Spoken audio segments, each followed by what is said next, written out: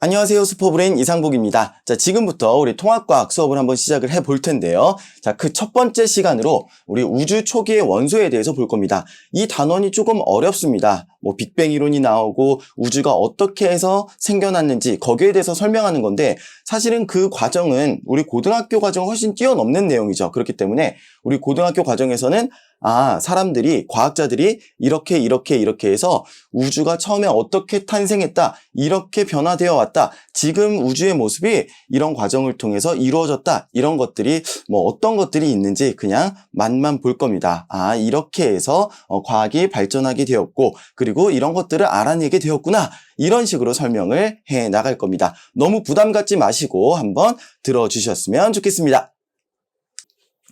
자, 먼저 뉴턴이라고 하는 사람이 있어요. 굉장히 위대한 과학자죠. 그 뉴턴이라고 하는 사람이 이렇게 이야기를 합니다. 질량을 가지고 있는 물체들은 서로 당긴다. 만유인력의 법칙이죠. 질량을 갖고 있다. 그러면은 우주 공간에 이렇게 떠 있다. 그러면은 서로 당긴다라고 하는 겁니다. 그게 바로 만유인력의 법칙, 그리고 중력의 법칙이죠. 자, 그렇게 이제 뉴턴이 이야기를 했더니 어떤 사람이 이렇게 질문을 했습니다. 밤하늘에 별들이 막 떠 있는데 밤하늘의 별들이 질량을 갖고 있는 거 아니냐, 그리고 우주 공간에 떠 있는데 그럼 걔네들이 서로 당겨야 되는 거 아니냐, 그러면은 우주가 서로 모여야 되는데 그렇지 않고 별들이 제자리를 지키고 있는 그 이유는 무엇이냐 라고 이제 질문을 했습니다. 그랬더니 이제 뉴턴이 이렇게 생각을 한 거죠. 물론 이제 뉴턴도 굉장히 천재적이고 위대한 사람이긴 합니다만 그때 당시의 과학적인 배경 지식과 그리고 그때 당시에 관측된 그런 사실들, 그런 것 가지고는 이렇게밖에 이제 생각을 못 했던 거예요. 우주가 무한하기 때문이다, 이렇게 이제 설명을 했습니다. 이게 무슨 얘기냐면은 이런 거예요. 자, 별들이 이렇게 별들이 있으면은 질량을 갖고 있기 때문에 서로 모이죠, 그렇죠? 서로 모일 겁니다. 근데 모이지 않는 이유는 뭐냐면은 그 바깥에 이런 별들이 있어가지고 이 별들이 또 당기는 거예요. 모이지 못하게 당기는 거죠. 자, 그러면 이제 안 모이겠죠, 그렇죠? 자, 그렇게 해서 이제 별들이 안 모입니다. 안 모이는데 또 여기까지만 있으면 어떻게 돼요? 여기까지만 있으면 서로 모이겠죠, 그쵸? 여기까지 있으면 서로 모이는데 그러지 않는 이유는 뭐냐면은 그 바깥에도 또 별들이 막 있어가지고 바깥에 별들이 당기고 있다라고 하는 거예요. 모이지 못하게. 그럼 여기까지만 있어도 또 뭐예요? 또 모이겠죠, 그쵸? 그러지 못하게 그 밖에도 별이 다 있다, 이렇게 생각을 한 겁니다. 그러면 어떻게 돼요? 우주가 무한하다라고 하는 그런 결론에 이르게 되는 겁니다. 그쵸? 우주가 무한해서 서로 당기고 그게 잘 균형을 맞추고 있기 때문에, 밸런스를 잘 맞추고 있기 때문에 이게 모이지 않고 그렇게 제자리를 지키고 있는 것이다 라고 이야기를 했습니다. 이게 바로 정적 우주론입니다. 정적 우주론.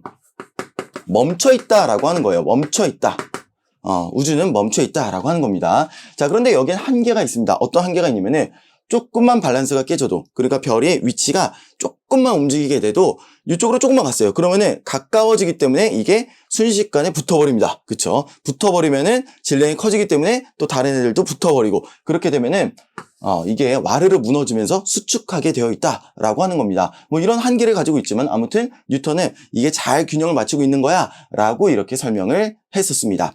자, 그리고 아인슈타인 역시 이제 위대한 천재 과학자죠. 아인슈타인은 중력에 반대되는 무언가, 에너지가 있지 않을까, 그리고 그 에너지를 갖다가 미지의 암흑 에너지다라고 이제 설정을 했습니다. 그래서 이제 이렇게 수식을 쓰면서 이런 식으로 이제 껴맞추기도 하고 그랬었는데, 아인슈타인 같은 경우도 이 사람이 억지로 껴맞췄다, 어거지로 하는 이상한 과학자들, 이게 아니고요. 그럴 수밖에 없었던 거죠. 이렇게밖에 얘기할 수가 없었던 것이다 라고 하는 거고요. 이 암흑 에너지의 개념은 여러분들이 너무 어렵게 생각하지 않으시면 좋겠습니다. 자, 물체를 제가 이렇게 갖고 있다가 놓으면 떨어지겠죠.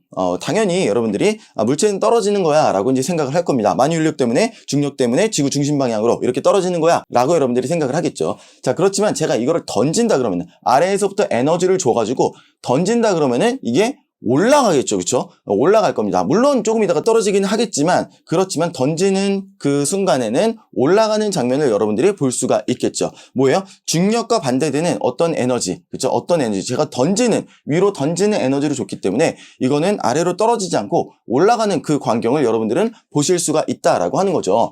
마치 그런 겁니다. 이 우주가 이제 가만히 있는 것처럼 보이는 이유는 뭔가 중력의 그 수축하는 에너지 말고 이거를 방해하는 무언가 에너지가 있기 때문이다. 그거를 암흑 에너지라고 하자. 이렇게 이제 설정을 한 겁니다. 그래서 이제 우주는 멈춰 있다라고 생각했는데, 이 멈춰 있는 이유는 뭐냐면은 이렇게 모이는 중력에 반대되는 무언가 에너지가 있기 때문이다라고 이제 생각을 했던 거죠. 자, 그렇게 해서 이제 정상 우주론이 아니고 정적 우주론입니다. 정적 우주론. 멈춰있다라고 하는 그런 우주론. 그러니까 뉴턴은 우주는 무한하다. 그래서 균형을 잘 잡고 있다라고 생각했고, 아인슈타인은 중력에 상응하는 어떤 힘이 존재할 것이다. 어떠한 에너지가 존재할 것이다. 라고 이제 생각을 했었습니다. 자, 그런데 정적 우주론, 멈춰있는 우주론 말고 우주가 그러면은 팽창하고 있는 거 아니냐? 이렇게 생각한 사람이 있습니다. 우주 팽창론이에요. 프리드만이라고 하는 사람이 움직이고 있는 우주론을 제시를 합니다. 멈춰있는 게 아니라 우리가 눈치를 못 채는 거 아니냐? 우주는 사실 팽창하고 있을 수도 있고, 뭔가 이렇게 균형을 맞추면서 지금 가만히 있을 수도 있고, 아니면 수축하고 있을 수도 있다. 이렇게 이제 생각을 합니다. 그래서 열린 우주, 평탄한 우주, 닫힌 우주, 이런 것들을 제시를 하면서 우주가 팽창을 하다가 다시 모일 수도 있고, 그건 이제 닫힌 우주예요. 그리고 팽창을 하다가 쭉 멀리 이렇게 영영 팽창을 할 수도 있고, 그건 이제 열린 우주입니다. 그리고 그 팽창을 하다가 그 사이즈를 유지할 수도 있고, 그건 이제 평탄한 우주죠. 이렇게 세 가지의 움직이는 우주론을 제시를 합니다. 그 뒤에서 한 번 더 살펴볼 거고요. 그리고 그 이론을 따르는 르메트르라든지 가모우라든지 영어식 발음으로 하면 가모우, 그리고 러시아식 발음으로 하면 가모프 이렇게 되는데요. 이런 사람들이 이 프리드만의 움직이고 있는 우주론에 더 계산을 해가지고 정량적인 어떤 계산을 통해서 이 우주론을 더 디테일하게 이제 표현을 합니다. 자, 그래서 르메트르 같은 경우는 이제 팽창하고 있는 우주를 제시를 해요. 우주는 팽창하고 있을 것이다. 이렇게 이제 얘기를 하고요. 그리고 이제 가모프라고 하는 사람은 빅뱅 이론으로 이거를 굉장히 계산을 통해서 정량적으로 이러해서 우주가 이제 팽창하고 있을 것이다. 그리고 처음에 우주는 이런 모습이었을 것이다. 라고 이제 이야기를 하는 거죠. 물론 처음부터 빅뱅 이론이다라고 이름을 붙였던 것은 아닙니다만 나중에 그렇게 이제 별명이 붙여진 거고 정식적인 그런 용어가 되었습니다. 자, 그래서 우주 팽창론에서는 사실 두 가지가 있습니다. 자, 정적 우주론은 멈춰 있다는 거고요. 우주 팽창론은 우주가 팽창한다라고 하는 건데, 이 우주 팽창론에는 두 가지 이론이 있었습니다. 자, 처음에는 이제 빅뱅 우주론이에요. 우주는 한꺼번에 생겨났다. 어느 순간에 우주가 요만했는데 이게 빵 하고 터지면서 그때부터 이제 팽창해가지고 지금까지 계속 팽창하고 있다라고 하는 것이 바로 이제 빅뱅 우주론이 되겠고요. 그리고 정상 우주론, 연속 창조론, 이건 뭐냐면은 팽창을 하면서 우주가 팽창을 하면서 그러면은 어떤 별하고 별, 어떤 뭔가 천체하고 천체 사이에 빈 공간이 이렇게 계속 늘어나죠. 그 늘어나는 빈 공간에 무언가 천체가 또 생긴다라고 하는 그런 이론이었습니다. 그래서 정상우주론은 이렇게 우주가 팽창해 감에 있어서 이렇게 만약에 4개였다 그러면은 이 4개가 그냥 이렇게 팽창하는 것이 아니고 그 사이사이에 뭔가가 또 생겨가지고 전체적인 밀도를 유지해 간다. 전체적인 우주의 온도를 유지해 간다. 라고 하는 것이 바로 정상 우주론이고요. 빅뱅 우주론은 그렇지 않고 빅뱅 우주론은 처음에 이렇게 4개가 있었다 그러면은 팽창이 나가면서도 그냥 4개다.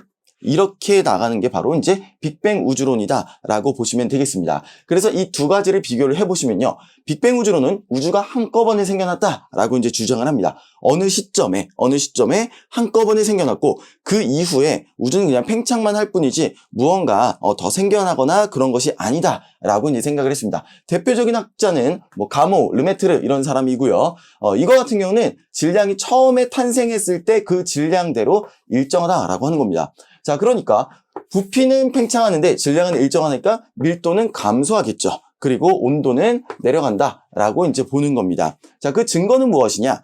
수소 대 헬륨의 질량비가 3대 1이라고 하는 것을 이 빅뱅 이론에서 이제 정량적인 계산 때 예견을 합니다. 수소 대 헬륨의 비가 3대 1 정도 존재할 거야 라고 예견을 하는데 나중에 이게 관측을 통해서 사실로 확인이 되죠. 오, 맞네. 이렇게 이제 되는 겁니다. 자, 그 다음에 우주 배경 복사입니다. 우주 배경 복사가 한 3켈빈 정도로 우주에 존재할 거야 라고 이렇게 제시를 했었는데 실제로 나중에 관측이 됐는데 이게 바로 2.7켈빈 정도로 우주 배경 복사가 발견이 됩니다. 자, 그렇게 해서 이제 관측적인 증거하고 이론적으로 제시한 거하고 너무 잘 맞아떨어지기 때문에 이 빅뱅 이론이 맞는 이론이다 이렇게 이제 기울게 되는 거죠.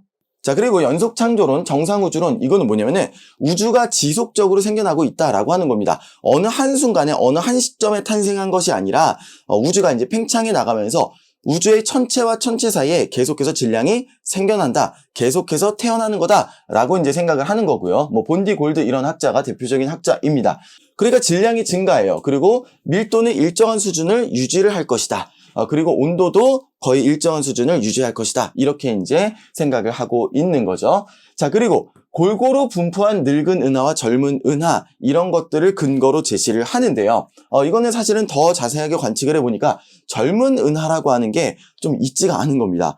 처음에는 이제 관측을 해보니까 이 은하는 젊은 것 같아. 이 은하는 조금 늙은 것 같아. 이렇게 이제 추정을 했었습니다. 그러니까 늙은 은하하고 늙은 은하 사이에 젊은 은하가 이렇게 있으니까 얘하고 얘 사이에 얘가 나중에 생겨난 거야 라고 이제 생각을 했던 거죠. 그런데 나중에 자세하게 이제 관측을 해보니까 얘가 젊은 은하인 줄 알았는데 자세히 보니까 젊은 은하가 아닌 거예요. 왜 그러냐면은 이 은하 안에 굉장히 오래된 수명이 굉장히 긴 그런 별들도 관측이 함께 되더라라고 하는 거예요.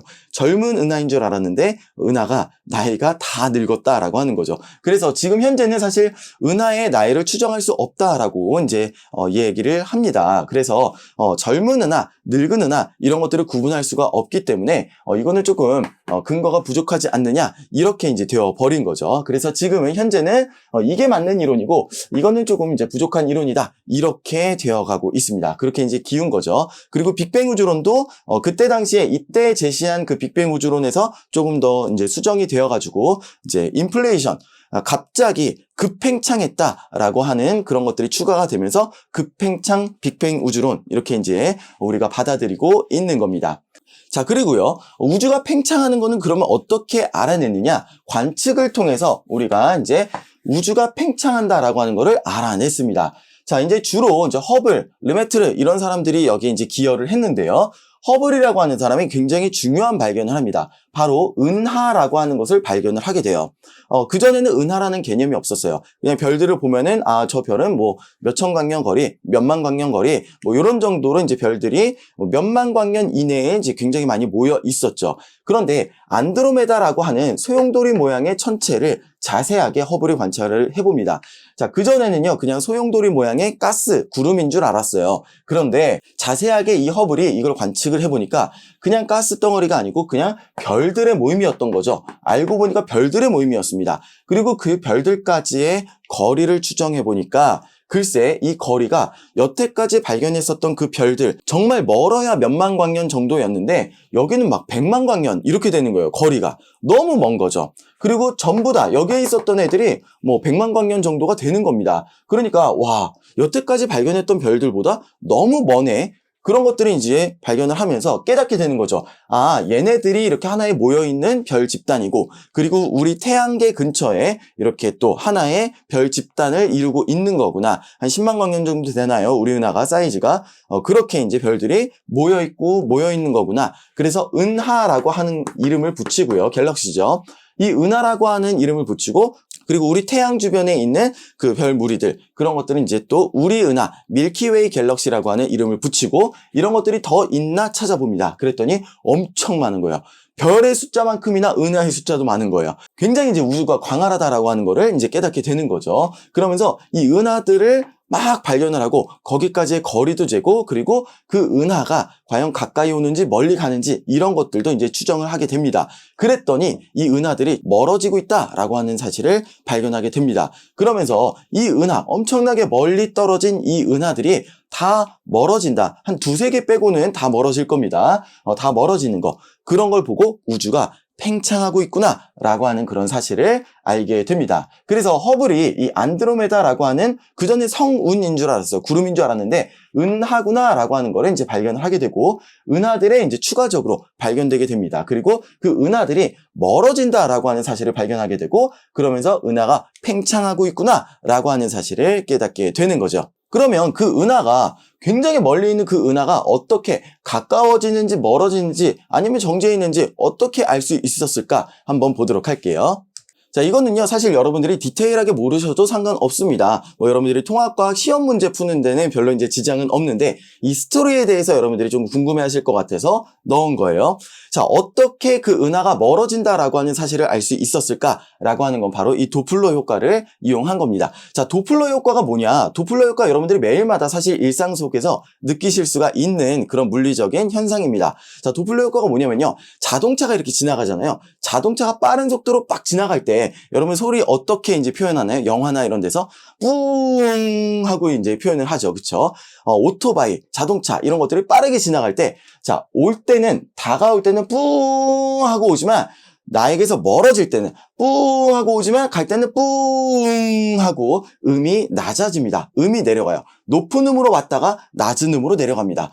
굉장히 신기한 사실이죠. 자, 사이렌 소리 들으면 여러분들이 더 명확하게 이제 들으실 수가 있는데 삐보 삐보 삐보 하고 앰뷸런스가 옵니다. 그렇죠? 그리고 내 앞을 딱 지나는 순간 삐보 삐보 했던 게 삐보 삐보 삐보 삐보 이렇게 음이 낮아져서 가는 거예요. 그런 거 여러분 신기한 거 경험해 보셨을 겁니다.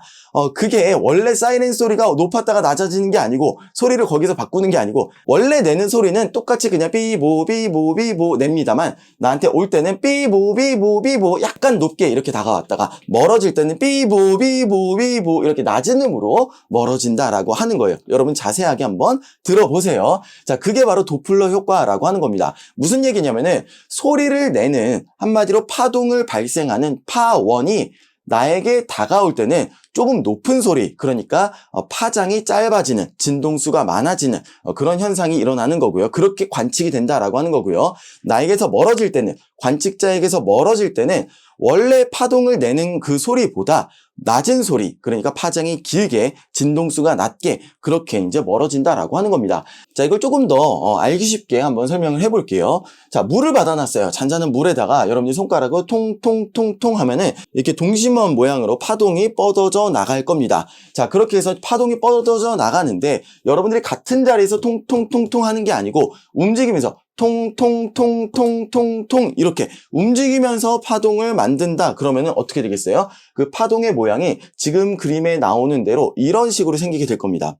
자, 여기 있는 관측자는요. 여기 있는 관측자는 이 파동이 멀어지면서 파동을 만들기 때문에 어떻게 이제 느껴지냐면은 원래 얘가 만드는 파동보다 어때요? 이 파동의 간격이 좀 드문드문 멀어진다라고 생각이 들 거고요. 그리고 여기 있는 관측자는 어때요? 좁게 관측이 될 겁니다. 이 파동의 간격이 좁게 관측이 될 거예요. 이 파동의 간격을 우리가 유식한 말로 뭐냐면은 이렇게 이제 파동이 있을 때 파동의 간격, 여기부터 여기까지의 간격을 우리가 그리스 문자 람다라고 쓰고요. 파장이라고 얘기를 합니다. 파장. 그리고 파장은 영어로 웨이브, 파잖아요. 웨이브, 그리고 장, 길이죠. 랭스 이렇게 얘기를 합니다. 그래서 이제 랭스의 L 있죠. 이거에 해당하는 그리스 문자 람다를 쓰는 거예요. 이게 이제 람다가 나중에 L이 되는 거거든요. 그래서 이제 람다라고 이제 표현을 하고 파장이라고 합니다. 여기부터 여기까지의 거리를 얘기를 해요. 자, 그런데 이쪽은 어때요? 이쪽은 더 자글자글하죠? 파동의 모양이 조금 더 자글자글합니다. 그래서 여기부터 여기까지의 거리가 바로 파장이 되는 겁니다. 여기는 파장이 원래 파장보다 길어지고요. 여기는 원래 파장보다 짧아지는 그런 현상이 일어나는 거죠. 이렇게 자글자글한 거는 높은 소리고요. 이렇게 조금 길게 만들어진 거는 낮은 음을 내는 그런 소리가 되겠습니다. 그래서 얘는 이거하고 그 중간 정도, 한 요 정도의 파를 만들어낸다 그러면은 이렇게 가까워지면은 이 관측자는 이렇게 더 자글자글하게 이 파장이 짧아지게 관측이 되는 거고요. 여기 멀어지는 관측자 입장에서는 이거보다 파장이 더 길어지게 관측이 된다라고 하는 겁니다. 자, 이런 거 뭐 공식은 아실 필요 없고 여기에 대한 원리만 여러분들이 그냥 이해하고 계시면 되겠습니다. 자, 그래서 정리를 하면은요. 도플러 효과라고 하는 건 뭐냐면은 파원이 관측자에 대해서 멀어질 때는 파장이 길어지고 진동수가 감소하고 소리로 따지면 소리가 낮은 소리로 들린다라고 하는 얘기가 되겠습니다. 자, 그리고 가까워질 때는 자동차가 이제 가까워지면서 소리를 낼 때는 원래 자동차가 내는 소리보다 파장이 짧아지고 진동수가 증가하고 소리로 느꼈을 때는 이렇게 파장이 더 막 이렇게 떨리는 것처럼 소리가 높아지는 것처럼 들린다라고 하는 그런 얘기가 되겠습니다. 자, 그런데 이게 소리뿐만 아니라 빛에서도 똑같은 현상이 일어난다라고 하는 겁니다. 빛에서도. 우리가 보통 이제 빛을 얘기를 할 때 눈에 보이는 빛 이런 걸 이제 가시광선이라고 얘기를 하거든요. 눈에 보이는 빛, 그래서 이제 가시광선, 가능하다, 보이다, 광선이에요. 자, 가시광선은요, 이렇게 가시광선도 조금 간격이 긴 그런 파동이 있고, 간격이 조금 짧은 그런 파동이 있습니다. 그래서 우리가 760 나노미터, 여기부터 여기까지 거리가 760 나노미터 정도에서 여기부터 여기까지 거리가 한 340 340 나노미터 정도까지 우리가 눈으로 볼 수 있다라고 보통 얘기를 합니다. 자, 그래서 760 나노미터는 여기 이제 빨간색이에요. 빨간색으로 보이는 거고 340 나노미터 정도는 여기 이제 보라색으로 보이는 겁니다. 그래서 우리가 빨간색부터 보라색까지를 볼 수가 있는데 이거 뭐예요? 빨주노초 파남보, 그쵸? 무지개색으로 이렇게 보이게 되는 겁니다. 이 무지개 색깔을 우린 눈으로 볼 수가 있다. 바로 가시광선이다 라고 얘기를 하는 거고요. 빨간색보다 파장이 더 길면 우리 눈에 안 보여요. 적외선이라고 합니다. 빨간색보다 밖에 있다. 적외선이라고 부르고요. 그리고 보라색보다 더 파장이 짧으면요. 보라색보다 파장이 짧으면은 자외선이라고 이제 부릅니다. 그리고 이것도 우리 눈에는 잘 안 보입니다. 빨간색을 벗어났다 적외선, 보라색을 벗어났다 자외선 이렇게 이제 부르는 건데요. 아무튼 여기에서 지금 말씀드리고자 하는 건 뭐냐면은 빛의 파장은 색깔로 나타난다라고 하는 거예요. 소리는 음의 높낮이로 이렇게 나타나는데 빛은요, 이 파장이 이 색깔로 우리가 보인다. 색깔로 구분할 수 있다라고 하는 그런 얘기가 되겠습니다. 자, 그러니까요. 제가 레이저 포인터로 만약에 초록색 레이저 포인터로 이렇게 딱 쏴요. 그럼 초록색으로 이제 보일 텐데 제가 한 빛의 속도의 한 5분의 1 정도? 빛의 속도의 5분의 1 정도로 쫙 날아가면서 여러분들한테 초록색 레이저 빛을 쏘면은 초록색 레이저 빛보다 더 파장이 짧아집니다. 그러면 한 파란색으로 보이게 될 거예요. 아니면 제가 멀어지면서 한 빛의 속도의 5분의 1 정도로 이 레이저를 딱 쏘는데 멀어지면서 레이저를 딱 쏜다 그러면은 이게 파장이 길어져가지고 여러분들 눈에는 아마 노란색으로 보이게 될 겁니다. 그런 식으로 될 거예요. 그러니까 빛도 그렇게 도플러 효과 때문에 빛의 색깔이 변할 수가 있다라고 하는 겁니다. 그런데 별빛은 뭐 정확하게 딱 초록색 레이저빛 이게 아니라 여러 가지 색깔의 빛들이 섞여가지고 별빛이 나오는 거거든요. 은하의 빛은 그 별빛들의 모임인데 그러니까 굉장히 다양한 색깔들의 빛들이 오는 거예요. 그러니까 색깔을 구분하기는 쉽지는 않죠.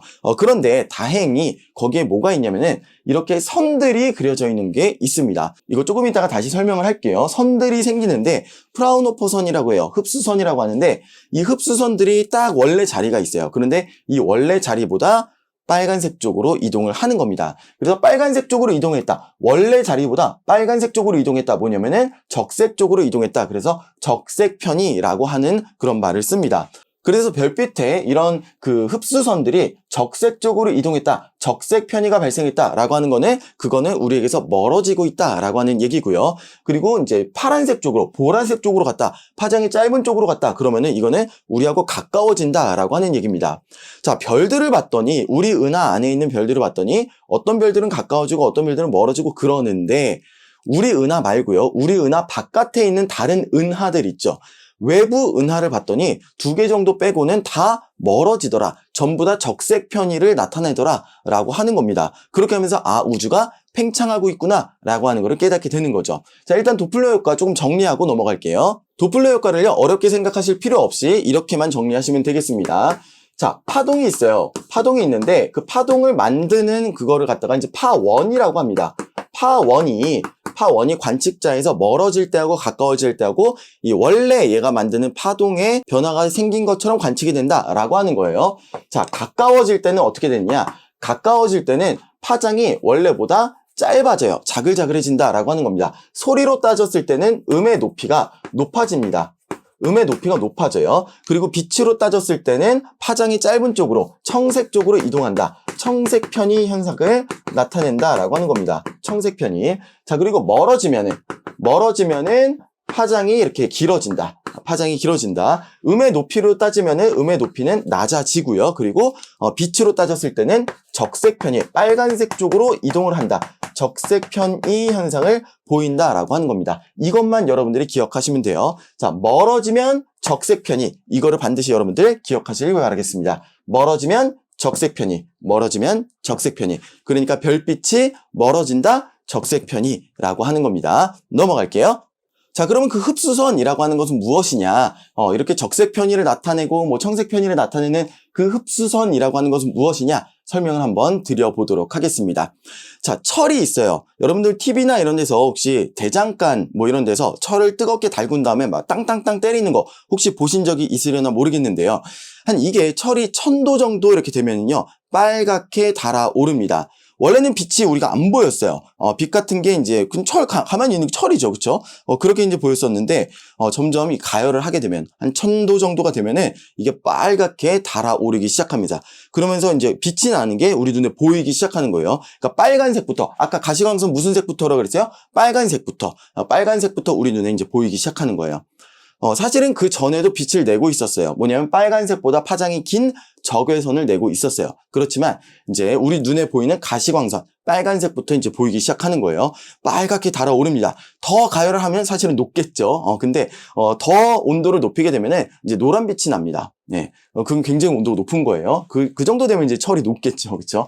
철이든 무엇이든 어떠한 물체가 가열이 되면은 굉장히 높은 온도로 가열이 되면 이제 빨간색부터 이제 빛이 우리 눈에 보이기 시작하는데요. 굉장히 온도가 높다. 그러면은 빨주노초 파남보가 다 이제 발생이 되는 겁니다. 그래서 걔네들이 섞여가지고 보통 하얀색 빛으로 보이게 되는 거예요. 예를 들면은 우리가 그 전구 같은 거 있죠. 지금은 우리가 백열등이라고 하는 그 전구를 쉽게 볼 수는 없지만 옛날에는 어떤 식의 전구가 있었냐면은 이런 식의 전구가 있었어요. 뭐냐면 전선으로 이 필라멘트라고 하는 뭐 텅스텐, 구리 이런 금속으로 되어 있는 이 필라멘트라고 하는 거를 가열을 해요. 전선을 통해서 이렇게 가면서 가열을 시키는 겁니다.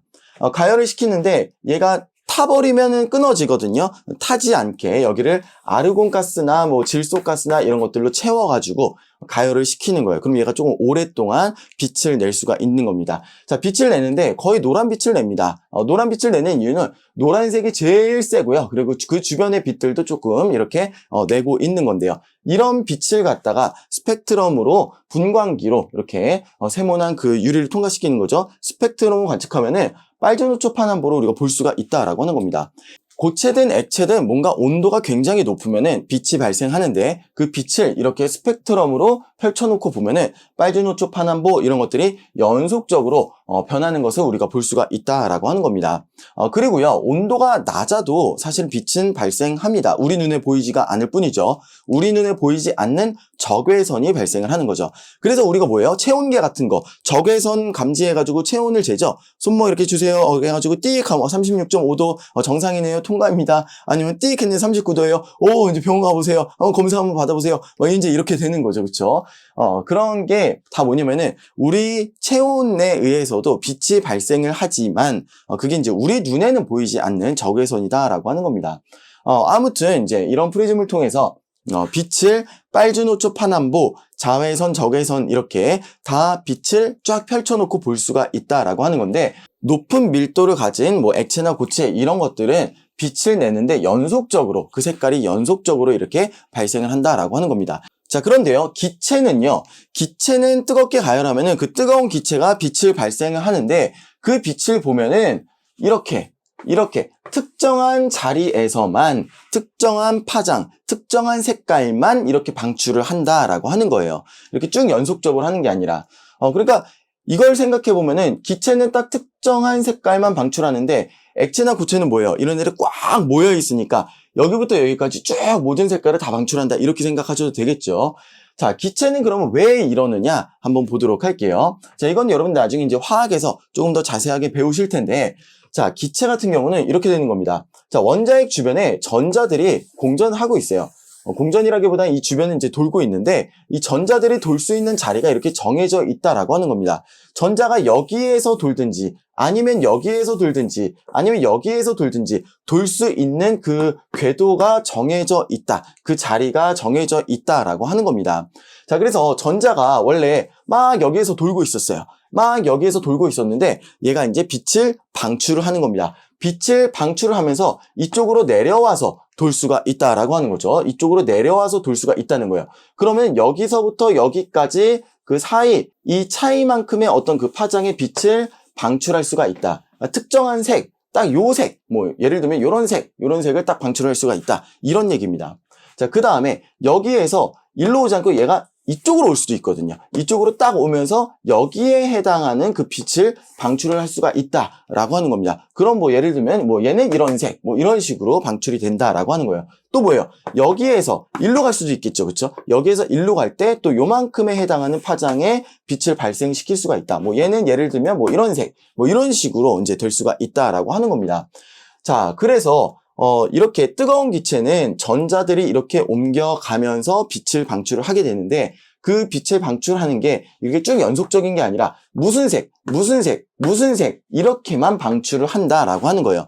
그래서 스펙트럼으로 쫙 펼쳐보면은 이렇게 특정한 색깔만 이 선만 보인다라고 하는 거예요. 그래서 이거를 선 스펙트럼이다라고 얘기를 하고요. 이거는 뭐예요? 연속적이죠? 연속 스펙트럼이다라고 이야기를 해주는 겁니다.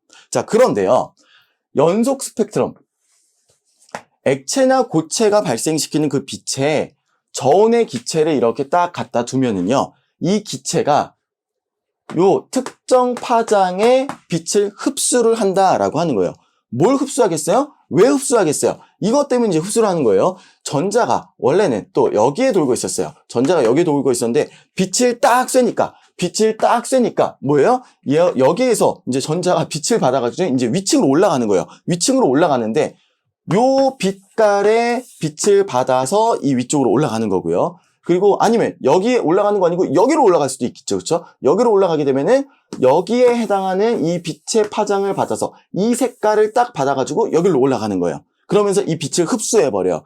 빛 못 지나가게 이 빛 내 거야. 그러고선 딱 가져가 버린다는 거죠. 이 빛 내가 흡수할 거야. 그러면서 내가 에너지를 가질 거야. 라고 한다는 얘기예요. 빛을 흡수해버립니다. 그러니까 그 부분만 까맣게 나타나는 거예요. 그러면 그 부분만 이렇게 선으로 까맣게 나타난다라고 하는 겁니다. 또 이렇게 갈 수도 있고 이렇게 갈 수도 있고 뭐 그러겠죠. 그래서 다양하게 이렇게 그 자리가 나타난다라고 하는 건데 그러면서 이 명칭을 갖다가 뭐라 그러냐면은 흡수선 스펙트럼이다라고 이제 이야기를 하는 겁니다. 그래서 연속 스펙트럼 뜨겁고 밀도가 높은 물체 한마디로 고체나 액체 이런 데서 방출된 빛은 세개띠가 연속적으로 나타난다라고 하는 겁니다. 자, 그런데 그 빛에 저온의 기체를 갖다 놓으면 이 기체가 특정한 색깔들만 흡수를 하더라. 그게 이제 뭐냐면은 흡수선 스펙트럼입니다. 흡수선 스펙트럼이에요. 그러면서 이거를 프라운호퍼선이라고 부르기도 합니다.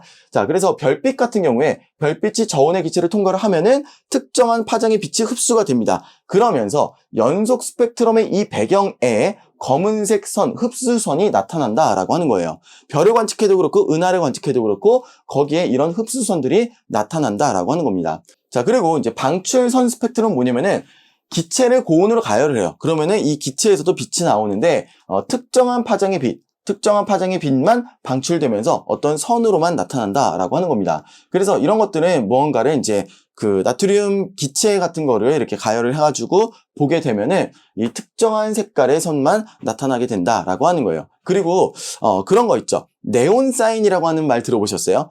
네온사인이라고 하는 거. 네온사인이라고 하는 건 뭐냐면은 그 옛날에 그 유리관에다가 네온을 채워요. 네온이라고 하는 기체를 채웁니다. 그리고 그 네온을 방전을 시키는 겁니다. 그러면은 그 네온이 이제 빛을 내는데 그럴 때 이제 약간 붉은빛 얘네들 특정한 파장의 색깔만 이렇게 딱 되면서 뭔가 약간 그 현란한 그 붉은 빛을 갖다가 딱 내주게 됩니다. 그래서 그런 게 이제 네온 사인이에요. 그리고 이제 기체의 종류를 다르게 해가지고 네온은 이제 주로 빨간색이지만 다른 색깔들을 방정시키면 다양한 색깔들이 나오거든요. 그런 것들을 이제 혼합해가지고 뭔가 그런 그 빛의 아트 뭐 이런 것들을 하고 그렇습니다. 그런데 지금은 거의 그런 방법을 안 쓰죠. 그리고 사실은 이제 형광등 같은 경우도 아르곤 가스가 이제 채워져 있는데 그런 것들을 방전시킨다 이렇게 보시면 되겠고요. 근데 지금 이제 LED의 시대죠. 그래서 뭐 백열등이라든지 아니면 형광등, 뭐 네온사인 이런 건 잘 안 쓰고 이제 요즘에는 다 LED로 모든 색깔을 다 낼 수 있기 때문에 그렇게 조금 시대가 바뀌었는데 자, 아무튼 고온의 기체에서는 특정한 색깔만 방출이 된다라고 하는 거예요. 자, 그런데 만약에 여기가 헬륨이고 여기도 헬륨이다라고 한다 그러면은 헬륨이 내는 색, 그쵸? 헬륨이 내는 요 색하고 헬륨이 흡수하는 색하고 이 색깔이 정확하게 일치한다라고 하는 거예요. 그러니까 한마디로 이 선의 위치가 똑같다라고 하는 겁니다. 헬륨은 이런 자리예요. 그럼 수소는 또 다른 자리예요. 수소는 뭐 예를 들면 여기다. 그러면은 그럼 수소 같은 경우는 수소가 빛을 내든 아니면 수소가 빛을 흡수하든지 간에 방출선도 여기에 나타나고 흡수선도 이 자리에 나타난다라고 하는 거예요.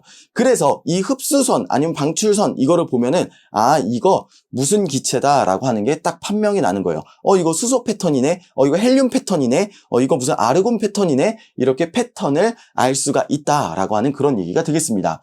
자, 그러면은 우리가 여기서 굉장히 많은 것들을 알 수가 있는데 별빛을 딱 보면은 이 별빛이 원래는 뭐예요?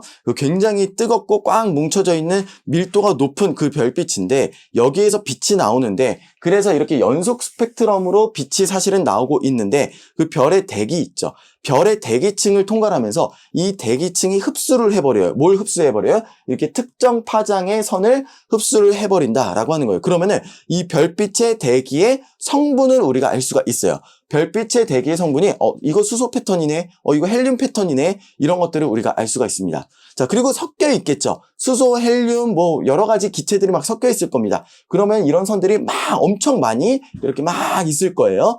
그러면 그 중에서 요건 수소 패턴, 요거는 헬륨 패턴 이렇게 이제 구분을 해가지고 하는데 진하기가 또 달라요. 진하기가. 이건 굉장히 진한데 수소 엄청 많은 거네. 헬륨 조금 약하네. 헬륨 조금 있는 거네. 또 뭐가 있을까요? 나트륨 같은 것도 이제 기체 상태로만 있을 수가 있거든요. 이거 나트륨선이네, 이거 칼슘선이네, 뭐 이런 식으로 해가지고 그 종류하고요. 그리고 그 질량비하고 얘가 얼만큼 있다, 이 대기 중에 얼만큼 있다라고 하는 그 질량비하고 이런 것들도 우리가 다 파악을 할 수가 있다라고 하는 겁니다. 굉장히 신기하죠, 그렇죠? 그래서 우리는 이 별빛의 스펙트럼을 통해서 뭐를 알 수 있냐면은 기체의 종류와 그 성분 비율을 알 수가 있다라고 하는 겁니다. 두 가지예요. 종류와 성분비를 알 수가 있다라고 하는 거. 그리고 여기에서 지금 다루는 거는요. 화학에서 조금 더 자세하게 다루시게 될 겁니다. 그리고 조금 있다가 이 얘기 다시 한 번 더 나올 거예요. 자, 지금 우리가 스펙트럼 얘기를 왜 했냐면요. 은하가 멀어지고 있다라고 하는 것 때문에 스펙트럼 얘기를 했어요. 자, 은하가 멀어지고 있다라고 하는 거를 우리가 어떻게 알았냐면은 은하들이 다 멀어지면서 도플러 효과로 적색 편의를 나타낸다라고 하는 겁니다. 적색 편의를 나타낸다. 자, 원래는 어떤 그 물질들이 무슨 수소하고 헬륨 정도 이렇게 섞여 있을 때 보면은 뭐 이런 패턴을 나타내야 되는데 은하들을 관측을 해봤더니 어떤 은하는 이렇게 빨간색 쪽으로 조금 이동을 했죠. 그렇죠? 전부 다 오른쪽 쪽으로 선들이 이동을 했죠. 이게 바로 적색 편의예요. 원래는 이런 패턴으로 나타나야 되는데 그런데 빨간색 쪽으로 이렇게 흡수선들이 이동을 했다. 적색 편의를 나타내더라 라고 하는 겁니다. 자, 그리고 어떤 은하를 또 살펴봤더니 얘는 적색으로 많이 이동했어요. 그렇죠? 많이 이동했어요. 적색으로 많이 이동을 했다. 그럼 적색 편의량이 크다라고 하는 겁니다. 자, 이건 어떤 차이를 나타내냐면은 얘는 멀어지긴 멀어지는데 빠르게 멀어지긴 하는데 그래도 얘가 더 빠르게 멀어진다는 거예요. 적색 편의량이 크다라고 하는 건 무슨 얘기냐면은 더 빨리 멀어진다라고 하는 겁니다. 자, 보세요. 외부 은하 A하고 B에 적색 편의가 나타났어요. 아까 적색 편의 뭐라 그랬어요? 멀어진다 그랬죠. 멀어지면 적색 편의 그랬죠. 자, 적색 편의가 나타났습니다. 자, 그런데 멀어지는 건 알겠는데 누가 더 적색 편의량이 커요? A가 더 적색 편의량이 크죠. 그럼 뭐예요? 더 빠르게 멀어진다라고 하는 겁니다. 그래서 은하 A가 B보다 더 빠른 속도로 멀어진다라고 하는 거를 알 수가 있었다라고 하는 겁니다. 자, 그런데 은하를 발견하는 족족 그 은하까지의 거리를 측정을 하고 그리고 그 은하가 얼마나 빨리 멀어지는지 그거를 이제 측정을 했습니다. 그래서 자, 가로축은 거리 그리고 이제 영어로 R로 표시를 했어요. 그리고 세로축은 이제 속도, 후퇴 속도죠. 멀어지는 후퇴 속도. 그렇게 V 이렇게 이제 표현을 해놨더니 은하들을 발견하는 족족 거리하고 속도, 적색 편의 이렇게 재가지고 점 찍고 점을 이렇게 찍어봤더니 그 은하들이 글쎄 뭐예요? 거리하고 속도하고 후퇴 속도하고 이렇게 비례하는 그런 관계에 이르렀더라. 마치 이제 Y는 AX 1차 함수 그래프의 모양을 나타내더라 라고 하는 겁니다. 그래서 V하고 R하고 비례 관계인데 그 비례하는 그 기울기죠. 비례상수, 그 기울기 이거를 갖다가 이제 상수로 놓고요. 이걸 이제 허블 상수라고 이야기를 합니다. 허블 상수라고 놓고 이 기울기를 지금도 조금씩 이제 은하를 발견하고 또 어떻게 이 선을 그릴까 고심을 하면서 조금씩 이제 기울기를 수정을 하고 있는 거예요. 이게 바로 그 유명한 허블의 법칙인데요. 허블의 법칙에서 지금 명칭이 바뀌었습니다. 허블-르메트르의 법칙이에요. 그 허블-르메트르의 법칙인데 이건 이제 지구과학에서 여러분들이 더 자세하게 배우시게 될 겁니다. 참고로 말씀드리자면 이 기울기가 한 70 정도, 70 정도 내외의 숫자로 이렇게 조금 되고 있는데 이거는 계속 이제 연도, 시대가 바뀌면서 조금씩 수정이 되고 있다라고 하는 거예요. 그리고 또 연구기관마다 조금씩 다른 값을 발표를 하고 있습니다. 넘어갈게요. 자, 우리가 지금 계속해서 무슨 얘기를 하고 있냐면요. 우주가 팽창한 사실을 알게 되었다. 이거를 지금 얘기를 하고 있는 거예요. 다른 건 여러분 중요하진 않습니다. 통합과학에서. 우주가 팽창하고 있다라고 하는 거를 우리 인류가 발견을 했다라고 하는 거예요. 자, 만약에 우주가 이렇게 한 점에서 시작을 해서 퍼져나가고 있다, 팽창해 나가고 있다 한번 생각을 해볼게요. 이게 우리 은하라고 한번 생각을 해볼게요. 우리 은하가 시간이 지나면서 이렇게 위치하고 있다라고 한번 생각을 해볼게요. 그러면은 우리 은하하고 가까이 있는 이 은하 있잖아요. 이 은하는 지금 0.5칸인데요. 자, 시간이 이만큼 지났어요. 시간이 이만큼 지나가지고 한 칸이 됐습니다. 거리가 한 칸이 됐어요. 그리고 1.5칸이 됐습니다. 두 칸이 되었습니다. 그러니까 시간이 요만큼 지날 때마다 0.5칸씩 멀어지고 있어요.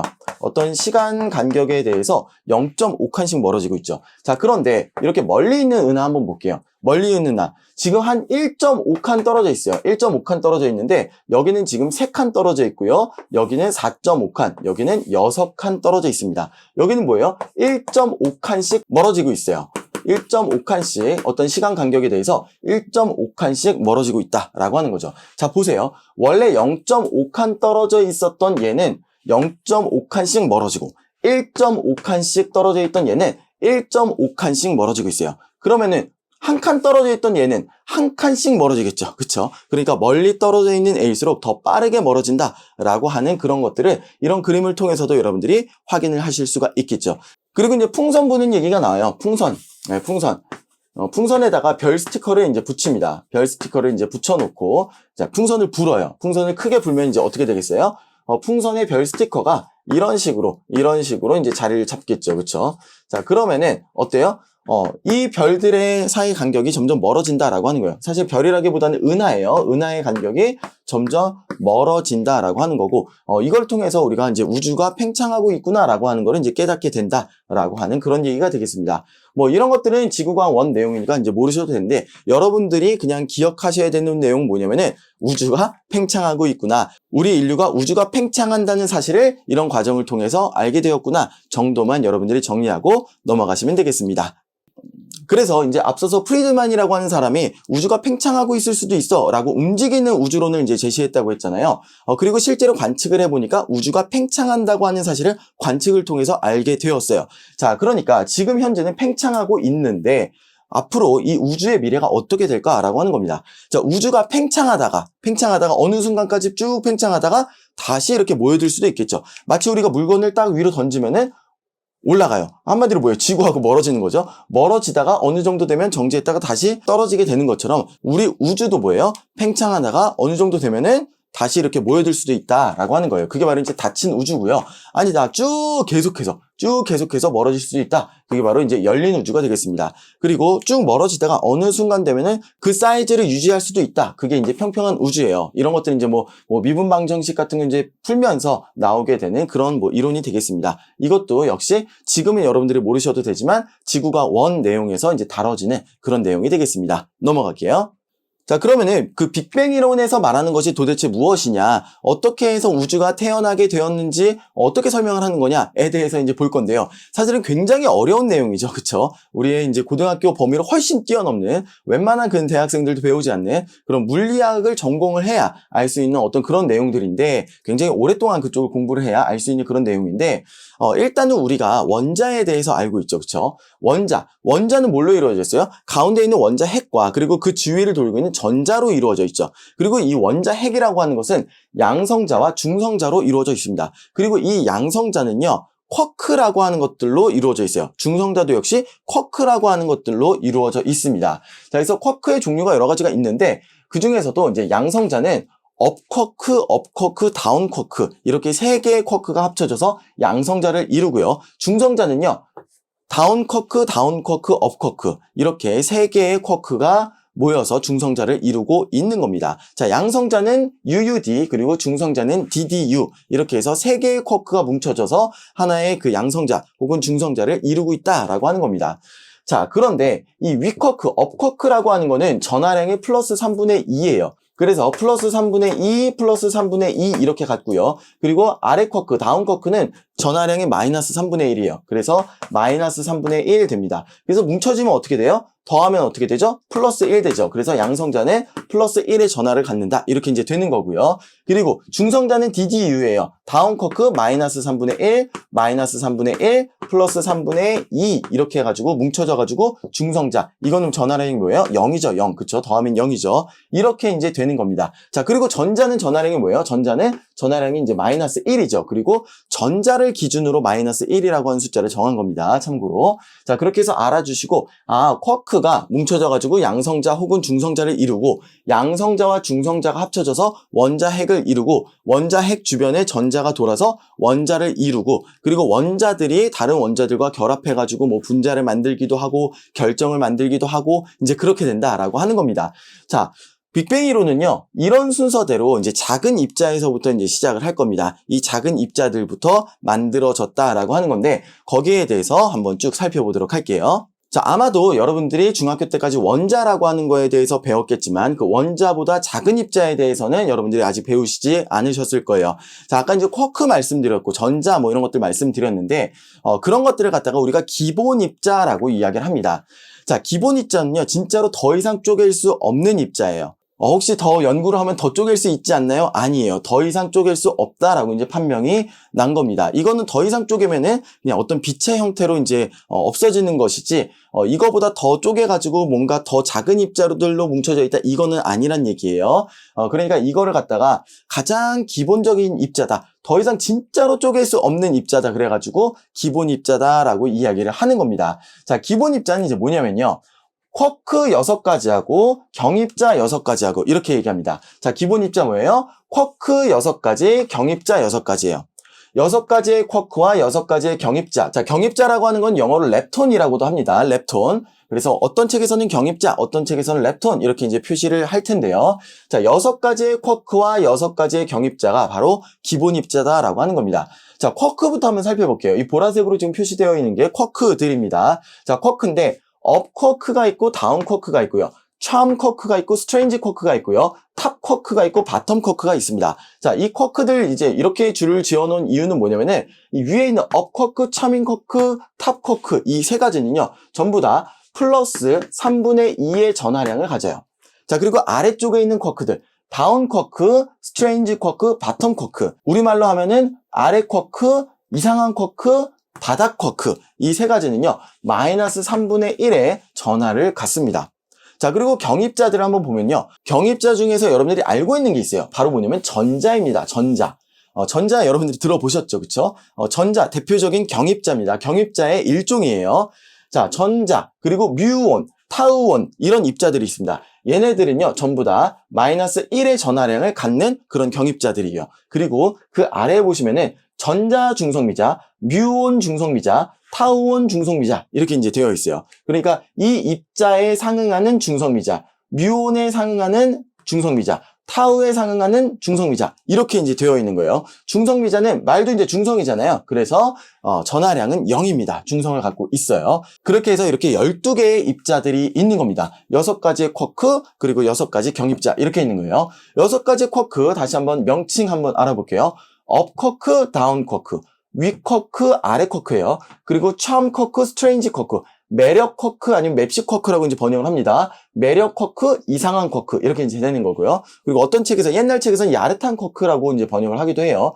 자, 그리고 탑 쿼크, 꼭대기 쿼크죠. 그리고 바텀 쿼크, 바닥 쿼크 이렇게 이제 되는 겁니다. 탑, 바텀 이렇게 이제 되어 있는 거 6가지의 쿼크고요. 그리고 6가지 경입자 보시면은 전자, 뮤온, 타우온 그리고 전자 중성미자, 뮤온 중성미자, 타우온 중성미자 이렇게 이제 되는 겁니다. 자, 이렇게 6가지 쿼크, 6가지 경입자가 기본 입자다라고 하는 거고요. 자, 그 다음에 여기 이제 글루온, 포톤, Z보선, W보선, 그리고 힉스 입자 이런 것들이 있는데요.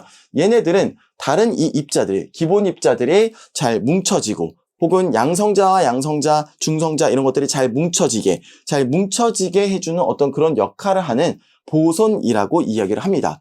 보손이라고 하는 그런 존재예요. 그래서 마지막에 2012년에 힉스 입자까지 발견이 됩니다. 관측이 돼요. 그러면서 이것들이 모두 다 이제 관측이 되었고, 이런 것들이 다 발견이 되면서 뭔가 그 빅뱅 이론에서 이야기를 하는 물질들이 만들어지는 그 메커니즘들이 다 확인이 되었다라고 하는 겁니다. 뭔가 좀 영어로 나오고 이러니까 좀 어려워 보이죠? 제가 이렇게 한번 정리를 해봤습니다. 자, 위 쿼크, 아래 쿼크, 맵시 쿼크, 기묘 쿼크, 꼭대기 쿼크, 바닥 쿼크 이렇게 이제 돼 있네요. 스트레인지 쿼크를 기묘 쿼크라고 또 번역을 했네요.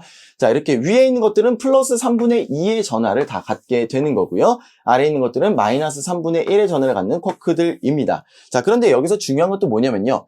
얘네들은 조금 불안정해가지고 금방 붕괴를 한다 그래요. 그래서 이 우주에 존재하는 쿼크들은 다 이제 위 쿼크, 거의 다죠. 위 쿼크 아니면 아래 쿼크가 거의 다 존재를 한다. 얘네들은 이제 잘 발견되지는 않는다라고 하는 거고요. 자, 그리고 이쪽도 마찬가지입니다. 이쪽도 얘네들은 다 이제 수명이 굉장히 짧아요. 그래가지고 잘 이제 발견이 되는 것들이 아니고요. 전자가 많이 있다. 그래서 주로 이제 원자들은 뭐예요? 위 쿼크, 아래 쿼크가 합쳐진 양성자와 중성자, 그리고 그 주위를 돌고 있는 전자, 이렇게 보시면 되겠습니다. 그래서 나머지들은 거의 없고, 이 우주에 거의 없고, 얘네들만 거의 존재를 한다라고 보시면 되겠습니다.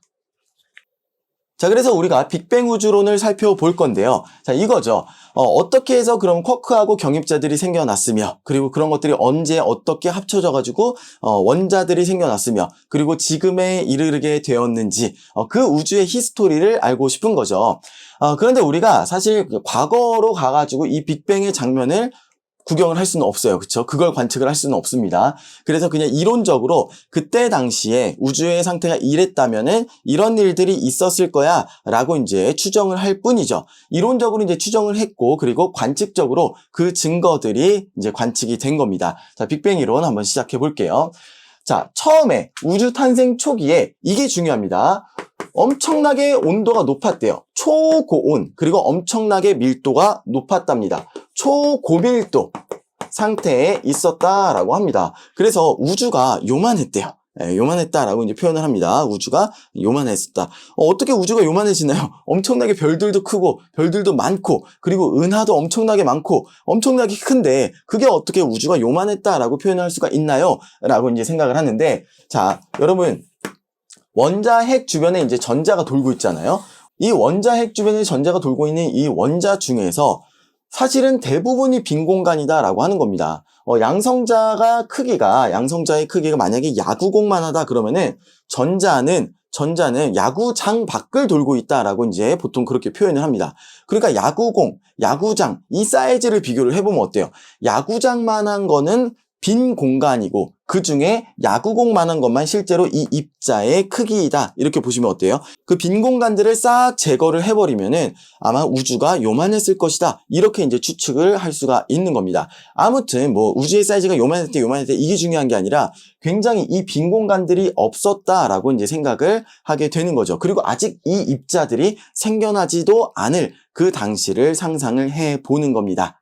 아직까지 과학자들이 이 빅뱅 이전의 모습은 상상을 잘 못하고 있어요.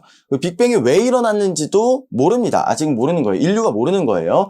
하지만 무언가 어떤 큰 에너지 폭발이 있어가지고 빅뱅이 있었다라고 한다 그러면은 그 빅뱅 초기에는 어떤 일들이 일어났느냐? 자, 이겁니다. 자, 우주 폭발 직후에 그러니까 10의 마이너스 35제곱 초, 엄청나게 짧은 그 순간이죠. 그리고 10의 27제곱 켈빈, 엄청나게 높은 초고온 상태입니다. 자, 이때 어떤 일들이 일어났느냐? 바로 기본 입자가 생겨났다. 쿼크와 경입자, 아까 얘기했던 쿼크와 경입자, 이 기본 입자들이 생겨났다라고 하는 겁니다. 자, 그래서 빛이 입자와 반입자를 만들어내고, 이게 바로 이제 입자를 만들어낸다, 질량을 만들어낸다, 그래서 쌍생성이다라고 이야기를 합니다. 빛이 이렇게 물질로 바뀔 때는 항상 하나만 생기는 게 아니라 입자가 생기면은 반입자, 예를 들면 전자가 생기면은 양전자라고 하는 그 반입자, 이렇게 쌍으로 생긴다. 그래서 이제 쌍생성이라고 얘기를 해요. 자, 그 다음에 쌍소멸, 입자와 반입자가 충돌을 해가지고 다시 빛으로 소멸이 됩니다. 질량이 없어져요. 이게 바로 이제 쌍소멸입니다. 입자와 반입자가 충돌을 해서 이게 하나만 그냥 빛으로 딱 없어지는 게 아니고 충돌을 해가지고 질량이 없어지는, 빛으로 없어지는, 이게 바로 이제 쌍소멸이다라고 얘기를 합니다. 쌍생성과 쌍소멸, 이게 이제 반복적으로 일어났다라고 하는 거예요. 그러면서 쌍소멸은 이제 조금 이제 줄어들게 되고 쌍생성이 이제 많이 되면서 어때요? 우주 공간에 기본 입자들, 쿼크와 경입자들이 많이 생겨났다라고 하는 겁니다.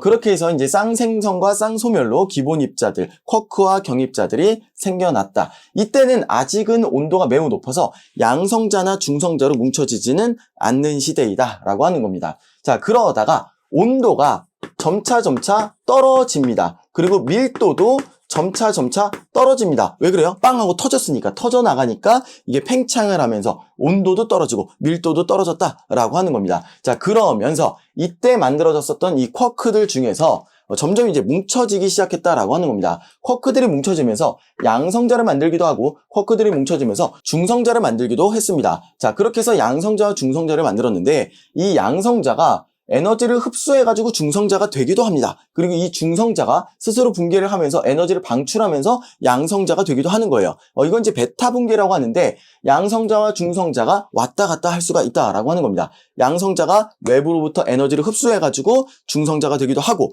중성자가 에너지를 방출을 하면서 양성자가 되기도 하고 이게 왔다 갔다 했다라고 하는 거예요. 그래서 처음에는 우주 초기에는 약 1대1의 비율로 양성자와 중성자가 거의 비슷한 양으로 있었다. 양성자와 중성자가 1대1 정도로 있었다라고 하는 거예요. 자, 그런데 보시면은 양성자가 중성자가 되려면은 에너지를 흡수를 해야 돼요. 에너지를 흡수해서 중성자가 되는 겁니다. 그런데 중성자는 스스로 그냥 에너지를 방출하면서 스스로 붕괴해가지고 양성자가 되는 거예요.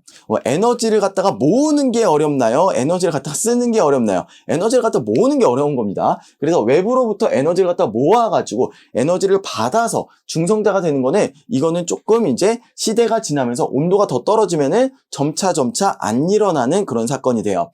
그렇지만 여전히 중성자는 양성자로 변환이 될 수가 있는 거죠. 그렇게 해서 나중에는 양성자가 많아지게 됩니다. 양성자가 중성자가 되려면 외부로부터 에너지를 흡수하는 과정을 거쳐야 되는데 주변의 온도가 떨어지다 보니까 이 에너지를 흡수할 수 있는 것들이 점차 이제 흡수할 에너지가 없는 거예요. 조금 줄어들게 되는 거죠. 그러니까 이거는 확률적으로 이제 잘 안 일어나게 되는 그런 사건이 되는 거고 반면에 중성자는 그냥 스스로 양성자로 붕괴할 수 있기 때문에 에너지를 방출하면서 붕괴할 수 있기 때문에 이렇게 중성자가 양성자로 되는 사건은 조금 한동안 더 일어나는 겁니다. 그럼 뭐가 많아져요? 양성자가 많아지겠죠. 처음에는 1대1의 비율로 비슷했다가 나중에는 양성자가 더 많아진다라고 하는 겁니다. 어떤 책에서는 약 8대1 정도로 많아졌다. 어떤 책에서는 약 7대1 정도로 많아졌다. 이렇게 이제 표현을 합니다. 뭐 한 7.5대1이었나 보죠. 그래서 아무튼 그래가지고 양성자가 더 7배 내지는 8배 정도로 많아졌다라고 하는 그런 내용입니다. 그리고 이제 양성자가 중성자로 되는 거, 중성자가 양성자로 되는 거, 이걸 갖다 이제 베타 붕괴라고 하는 건데요. 베타 붕괴에 대해서는 물리학에서 여러분들 나중에 심도 있게 다루시게 될 겁니다. 자, 중요한 건 이겁니다. 양성자는 에너지를 흡수해서 중성자로 변환이 된다. 그리고 중성자는 스스로 붕괴해서 양성자로 변환이 된다. 우주의 온도가 낮아지면서 에너지를 흡수해야만 되는 이 중성자가 되는 과정은 일찌감치 조금 마무리가 되고 이걸 일찌감치 중지가 되고 중성자는 계속해서 양성자로 변환이 될 수가 있었다. 그러면서 뭐가 많아졌다? 양성자가 많아졌다라고 하는 겁니다. 여러분 질량도요. 질량이 중성자가 양성자보다 조금 더 질량이 큽니다. 그 질량이 크다라고 하는 거는 에너지를 흡수를 하면서 그 에너지를 조금 질량으로 만들었기 때문이다 이렇게 생각을 하시면 돼요. 에너지를 흡수해서 그만큼 질량이 되어서 중성자가 양성자보다 조금 더 질량이 크다 이렇게 여러분들 이해하시면 되겠습니다. 자, 그래서 나중에는 양성자가 더 많아졌다라고 하는 겁니다. 자, 그러다가 이 시대도 이제 막을 내립니다. 이거는 학생들이 조금 궁금해할까봐 더 찾아볼까봐 그냥 제가 정리를 해서 넣었습니다. 베타 붕괴라고 하는 것이 무엇인지 그냥 간단하게 이제 집어넣은 거고요. 이거의 자세한 과정에 대해서는 여러분들이 굉장히 심도 있는 그런 물리학을 배우셔야 되겠죠. 뭐 저도 굉장히 자세하게 공부를 한 건 아니고 그냥 이런 것이 있다, 이런 현상이 있고 이런 것을 베타 붕괴라고 부른다 이 정도만 그냥 알고 있습니다. 여러분들 나중에 이제 공부를 심도 있게 하셔서 이런 것들까지 좀 이해하시면 좋을 것 같네요. 자, 아무튼 양성자와 중성자가 7대1 내지는 8대1 정도로 이제 양성자가 많아졌는데, 이제 그 다음 시대는 뭐냐면은, 양성자하고 중성자하고 충돌을 해가지고, 이제는 얘네들이 뭉쳐지기 시작하는 거예요. 양성자가 그냥 혼자 있기도 하지만, 중성자하고 부딪히면서 중성자하고 양성자하고 합쳐지고 뭉쳐지고 이런 시대가 온 겁니다. 그래서 수소, 이거는요, 양성자가 혼자 그냥 하나 있으면 이거는 이 자체로 수소 원자 핵이죠. 그러니까 이거 한번 생각해 보세요. 양성자가 이렇게 가만히 있다. 이거는 양성자이기도 하지만 뭐예요? 수소 원자 핵이기도 하고요. 수소 원자 핵이기도 하면서 뭐예요? H 플러스이기도 하는 겁니다. 그러니까 수소 원자에서 전자 하나가 이탈한 H 플러스 이온이기도 하는 거예요. 이렇게 이제 여러분들 정리해 두시면 되겠고요. 그러니까 양성자나 수소 원자 핵이나 사실 실체는 같은 거예요. 그냥 이름을 그냥 경우에 따라서 필요에 따라서 다르게 부를 뿐이에요. 자, 양성자에 중성자가 하나 붙었다. 그러면 수소긴 수소인데 이거는 중수소 원자 핵이라고 부릅니다. 중수소 원자 핵이에요. 자, 그리고 중성자가 2개가 붙었다. 그러면은 삼중수소 원자핵이다 라고 합니다. 전체가 3개잖아요. 그러니까 삼중수소 원자핵이다 이렇게 부르는 거죠. 자, 그리고 여기는요.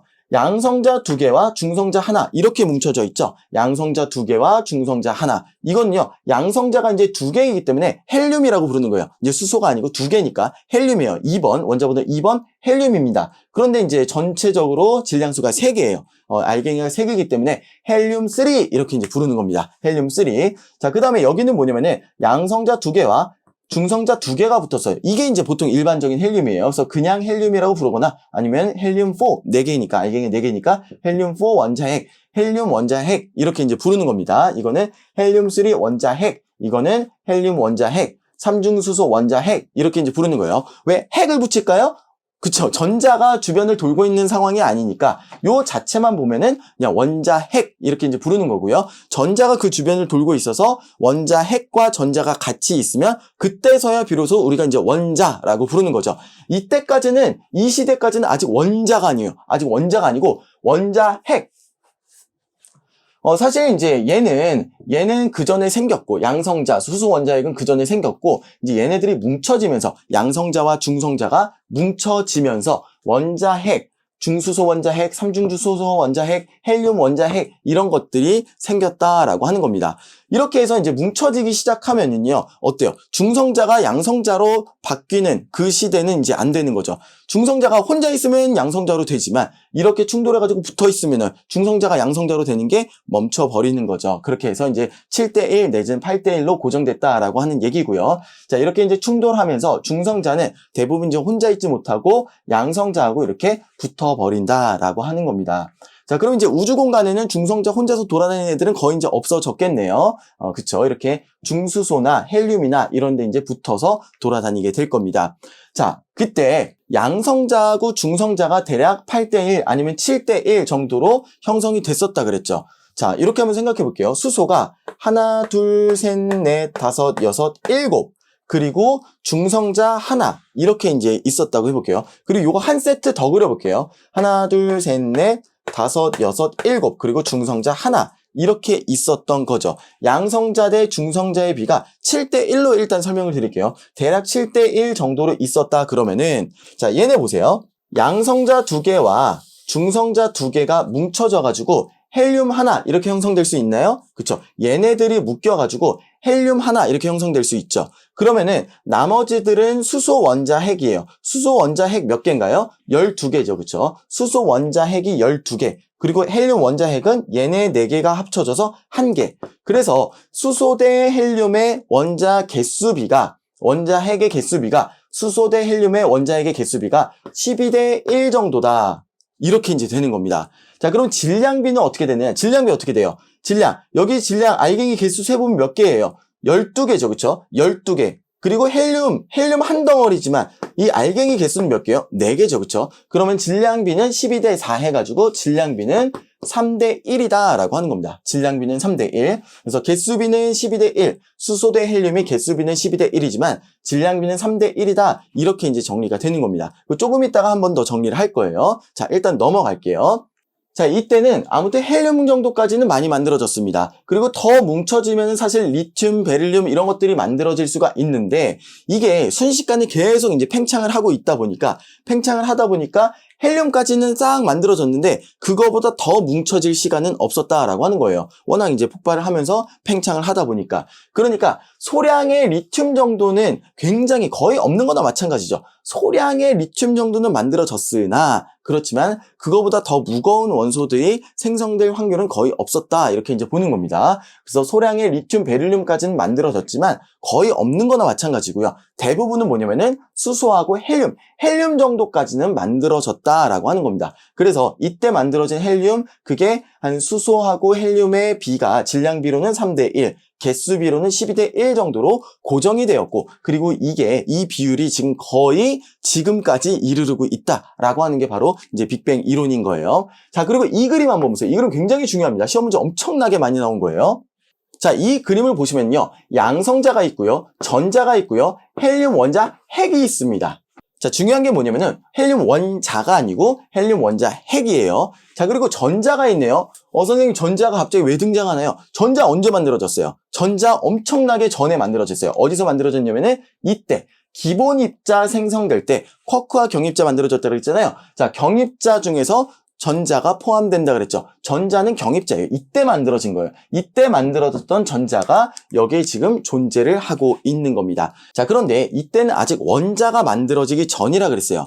원자는 뭐냐면은 원자 핵 주변에 전자가 돌고 있으면 이게 이제 원자거든요. 그런데 이렇게 도는 게 아니고 원자 핵 주변을 도는 게 아니고 이때는 아직 온도가 굉장히 높아가지고 전자가 여기서만 도는 게 아니고 모든 공간에서 다 왔다 갔다 하고 있었다라고 하는 거예요. 자, 무슨 얘기냐? 이때 당시 이 우주 공간에 전자가 빼곡하게 돌아다니고 있었다라고 하는 거예요. 이 좁은 공간에 온도가 엄청 높아가지고 굉장히 빠르게 막 돌아다니고 있었다. 이게 굉장히 중요한 사실인데 이 다음 그림하고 비교해보면 더 명확해질 거예요. 일단 여기서 설명을 드릴게요. 자, 이때도 이제 빛 에너지가 있습니다. 어떤 빛 에너지가 있는데 이 빛 에너지가 이렇게 쭉 가다가 전자한테 막히고 쭉 가다가 전자한테 막히고 전자한테 막혀요. 그런 것들이 이 그림에 표시가 되어 있습니다. 그쵸? 빛이 지나가다가 어디 막혀요? 전자에 막힙니다. 그쵸? 전자에 이렇게 막혀서 튕겨져 나가서 이 빛이 빠져나가지를 못해요. 빛이 계속해서 전자에 부딪힙니다. 그래서 빛이 입자들과 충돌하여서 멀리 직진하지 못하는 불투명한 우주라고 이야기를 합니다. 여기서도 그런 표현이 있죠. 빛은 방출되지 못하고 갇혀있는 상태다. 물질에 갇혀있는 상태다라고 이야기를 합니다. 이때는 불투명한 우주라고 불러요. 그러니까 한마디로 전자가 막 이렇게 미친 듯이 돌아다니고 있으니까 빛이 가다가 부딪히고 이렇게 된다는 얘기예요. 이 전자가 아무튼 거의 모든 공간에 빼곡하게 돌아다니고 있다. 그러니까 빛이 직진을 멀리 못하고 뭐예요? 불투명한 우주다. 물질과 빛이 이게 분리가 안 됐었다라고 그렇게 이제 이야기를 하는 겁니다. 자, 그리고 지금 이 슬라이드에서는요, 어떻게 양성자와 중성자가 충돌을 해가지고 헬륨 원자 핵이 생기는가를 나타내주고 있어요. 우리가 이제 다음 시간에 별 내부에서 헬륨이 어떻게 만들어지는지 배울 텐데, 그거하고는 조금 양상이 다릅니다. 그건 좀 양상이 달라서, 여기서는요, 빅뱅 핵 합성이라고 이제 얘기를 하는데, 빅뱅 핵 합성 때는 양성자와 중성자가 그냥 마구잡이로 막 충돌을 하면서 중수소도 만들어지고, 그리고 삼중수소도 만들어지고, 헬륨도 만들어지고, 뭐 그렇게 이제 됐다라고 하는 겁니다. 그리고 뭐 충돌하는 과정에서 너무 입자가 많으면 따로 떨어져 나오기도 하고 뭐 이런 현상들이 일어났다. 아무튼 간에 지금 여기서 이야기하는 건 뭐냐면은 양성자와 중성자가 충돌을 하면서 중수소도 만들어지고 삼중수소도 만들어지고 헬륨3도 만들어지고 그리고 헬륨 원자핵도 이런 식으로 만들어졌다라고 하는 그런 이야기가 되겠습니다. 그냥 그림 보고 넘어가시면 돼요. 자, 그 다음에 이 슬라이드가 굉장히 중요합니다. 거의 뭐 대부분의 시험 문제가 여기에서 많이 나온다라고 해도 과언이 아니에요. 굉장히 중요합니다. 시험 문제 꼭 나옵니다. 자, 이건 뭐냐면은 우주 대폭발로부터 38만 년이 흘렀어요. 38만 년이라고 하는 숫자도 여러분들 잘 등장하는 거니까 기억을 해주세요. 자, 이때는 우주의 온도가 3000켈빈으로 낮아졌다라고 합니다. 우주의 온도가 굉장히 높고 밀도가 굉장히 높았었다가 점점 온도는 계속 팽창하면서 낮아지고 있다라고 했죠. 그래서 이제 3000켈빈 정도로 낮아졌다라고 합니다. 자, 그리고 이제는 어떤 일들이 일어나느냐? 전자가 아까는 뭐였어요? 전자가 모든 공간에 미친 듯이 돌아다니고 있다 그랬죠. 그런데 이제는 전자가 바로 비로소 원자 핵 주변을 돌기 시작합니다. 원자 핵 주변을 그래도 여기 내에서는 미친 듯이 돌고 있는 거예요. 원자 핵 주변을 전자가 이제 돌기 시작합니다. 수소 주변에 한 개 돌고요. 그리고 헬륨 주변에는 이렇게 뭐 2개 이렇게 돌겠죠. 그쵸? 이런 식으로 이제 돌기 시작합니다. 자, 그러면서 얘가 요 안에만 갇혀있지, 요 주변에만 갇혀있지, 얘가 이제 막 미친 듯이 움직이진 않는다라고 하는 거예요. 원자 핵 주변에서만 도는 거예요. 원자 핵 주변에서만 전자가 머무는 거예요. 그러니까 어때요? 공간이 이제 생깁니다. 빛이 멀리까지 직진할 수 있는 이런 공간이 생긴다라고 하는 겁니다. 그럼 뭐예요? 이렇게 원자 핵이 아니라 이제 원자죠. 전자가 붙었으니까 원자죠. 원자 핵이 아니라 이제 원자입니다. 원자 형성 후에는 빛이 멀리까지 직진할 수 있는 이런 공간이 생겼다. 그러면서 우리가 뭐라고 불러요? 투명한 우주라고 이렇게 부르는 겁니다. 투명한 우주요. 이것도 굉장히 잘 나오는 단어입니다. 자, 38만 년, 3000 켈빈, 투명한 우주 다 많이 나오는 그런 표현입니다. 자, 이때가 어떤 시대라고요? 원자 형성이에요. 수소 원자, 헬륨 원자가 생성이 됐다라고 하는 겁니다. 전자가 원자 핵 주변을 돌면서 이때는 비로소 뭐예요? 원자 핵이 아니고 이제부터는 원자죠. 수소 원자, 헬륨 원자 생성이 됐다라고 하는 겁니다. 자, 원자의 생성으로 물질과 빛이 분리가 되었다. 그러면서 어떻게 됐다? 투명한 우주가 형성되었다라고 하는데 여기에서 굉장히 중요한 사실이 있습니다. 자, 뭐냐면은 이때 빛이 우주 공간, 모든 우주 공간으로 이렇게 퍼져나가기 시작을 했는데 이때 당시에 빛의 온도가 3000 켈빈이다 라고 하는 거예요. 아까 말씀드렸죠. 우리가 체온을 재면은 이게 36.5도에 해당하는 빛이 있고 뭐 39도에 해당하는 빛이 있고 다 빛이 있어요. 그 빛이 감지가 가능합니다. 자, 근데 이때 당시에는 3000 켈빈에 해당하는 빛이 우주 공간에 퍼졌어요. 그리고 지금 팽창해가지고 지금에 이르러서는 이제 가모라고 하는 사람이 처음에 이제 계산을 할 때 이때 당시에 3000 켈빈으로 빛이 퍼졌었고 그리고 그게 지금에 이르러서는 더 이제 그 파장이 늘어져가지고 한 3 켈빈 정도 지금 우주 공간에 퍼져 있을 것이다 라고 이제 예견을 했어요. 이론적으로 계산을 해서 3 켈빈쯤 될 거다 이렇게 이제 예견을 했습니다. 자, 그런데 이게 나중에 발견이 됩니다. 이게 발견이 이제 돼가지고 정확하게 측정을 해보니까 2.725 켈빈 정도가 됩니다. 굉장히 정확하죠. 3 켈빈으로 예견을 했었는데 이게 실제로 2.7 켈빈으로 확인이 됩니다. 그리고 이것을 뭐라 그러냐면은 우주 배경 복사라고 이야기를 합니다. 우주 배경 복사. 그래서 빅뱅 우주론의 가장 강력한 어떤 그 증거 그러면은 수소와 헬륨의 질량비가 3대1 정도다. 그리고 3대1 정도다 어떻게 안다 그랬어요? 이거 스펙트럼 분석을 하면은 그 진하기 비교해가지고 3대1 정도다라고 하는 걸 이제 확인을 했고요. 그 다음에 우주 배경 복사를 관측을 했더니 빅뱅 우주론에서 이야기한 그 3켈빈의 빛과 거의 비슷한 그 온도가 관측이 된다. 그래가지고 우주 배경 복사 이 두 가지가 빅뱅 우주론의 가장 강력한 그 증거다라고 이제 이야기를 하는 겁니다. 자, 그 다음에 이 이후는 이제 뭐 이 원자들이 뭉쳐가지고 별이 생겨나기도 하고 별들이 이제 뭐 은하가 되기도 하고 뭐 이렇게 된다는 얘기예요. 그러면서 그 이후에 대해서는 2강에서 이제 더 살펴보도록 할 겁니다. 자, 아무튼 우주 초기에서는 거의 이제 수소와 헬륨만 있었다라고 하는 거고요. 걔네들이 모여가지고 별들이 형성이 되는데 그 별 내부에서 처음에는 수소와 헬륨만 있었는데 별 내부에서 탄소, 산소, 철 이런 것들이 이제 만들어지고요. 그리고 이제 별이 터지면서 철보다 무거운 원소들 이런 것들이 만들어졌다라고 하는 겁니다. 자, 빅뱅 우주론에서 중요한 건 뭐냐면은 우주는 계속 팽창하고 있고요. 그리고 온도와 밀도는 낮아지면서 이러한 것들이 생겨났다라고 하는 겁니다. 정리 한번 해보도록 할게요. 자, 우주 폭발 직후에는요, 기본 입자들, 쿼크와 렙톤, 쿼크와 경입자, 이런 것들이 이제 생겨났다라고 하는 거예요. 대표적인 건 뭐예요? 업 쿼크, 다운 쿼크, 그리고 전자죠. 이런 애들이 이제 생겨났다라고 하는 겁니다. 기본 입자들이 생겨났어요. 자, 이거 생겨나는 거를 쌍생성이라고 하고요. 그리고 소멸되는 거를 쌍소멸, 이렇게 이제 얘기를 하는 겁니다. 빛이 물질, 입자, 질량을 가진 입자로 만들어지는 거 쌍생성, 그리고 그 입자가 빛으로 소멸되는 거 쌍소멸, 이렇게 이제 얘기를 하는 겁니다. 자, 아직까지는 양성자나 중성자를 만들 수가 없어요. 자, 그렇지만 시대가 조금 지나가지고 온도가 조금 떨어지고 밀도가 조금 떨어지고 이렇게 팽창을 하다 보니까 업커크, 다운커크들이 이제 뭉쳐가지고 양성자나 중성자로 뭉쳐지게 됩니다. 그리고 중성자가 양성자로 붕괴하기도 하고 양성자가 빛 에너지를 받아가지고 중성자로 이렇게 만들어지기도 하고 양성자와 중성자가 서로 이제 왔다 갔다 하는 겁니다. 이것도 한번 정리해 볼까요? 양성자는 업커크, 다운커크 해가지고 플러스 1의 전하를 갖고 그리고 중성자는 다운커크, 업커크 이렇게 돼가지고 0의 전하를 갖는다라고 하는 것까지 한번 정리를 한번 해볼게요.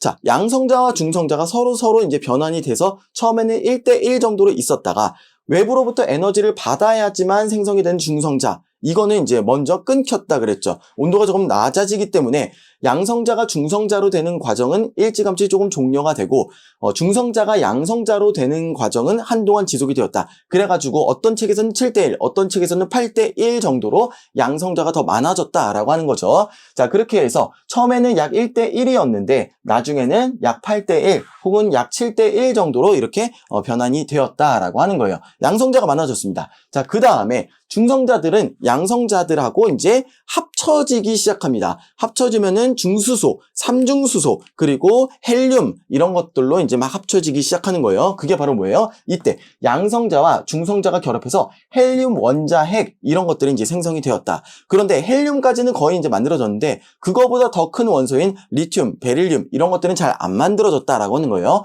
자, 그렇게 되면서 대략적으로 수소 원자핵 여기서는 이제 양성자라고 불렀죠. 양성자라고 불렀는데 이제 수소 원자핵이라고 부릅니다. 수소 원자핵과 헬륨 원자핵의 비가 대략적으로 질량으로 봤을 때는 3대1, 개수비로 봤을 때는 12대1 정도로 이제 형성이 됐다라고 하는 겁니다. 자, 그 이후에는 온도가 낮아져가지고 이제 핵융합이 더 이상 일어나지 않고 그냥 수소하고 헬륨이 거의 대부분이고 그리고 이제 리튬, 베릴륨 이런 것들은 거의 만들어지지를 않았다라고 하는 거죠.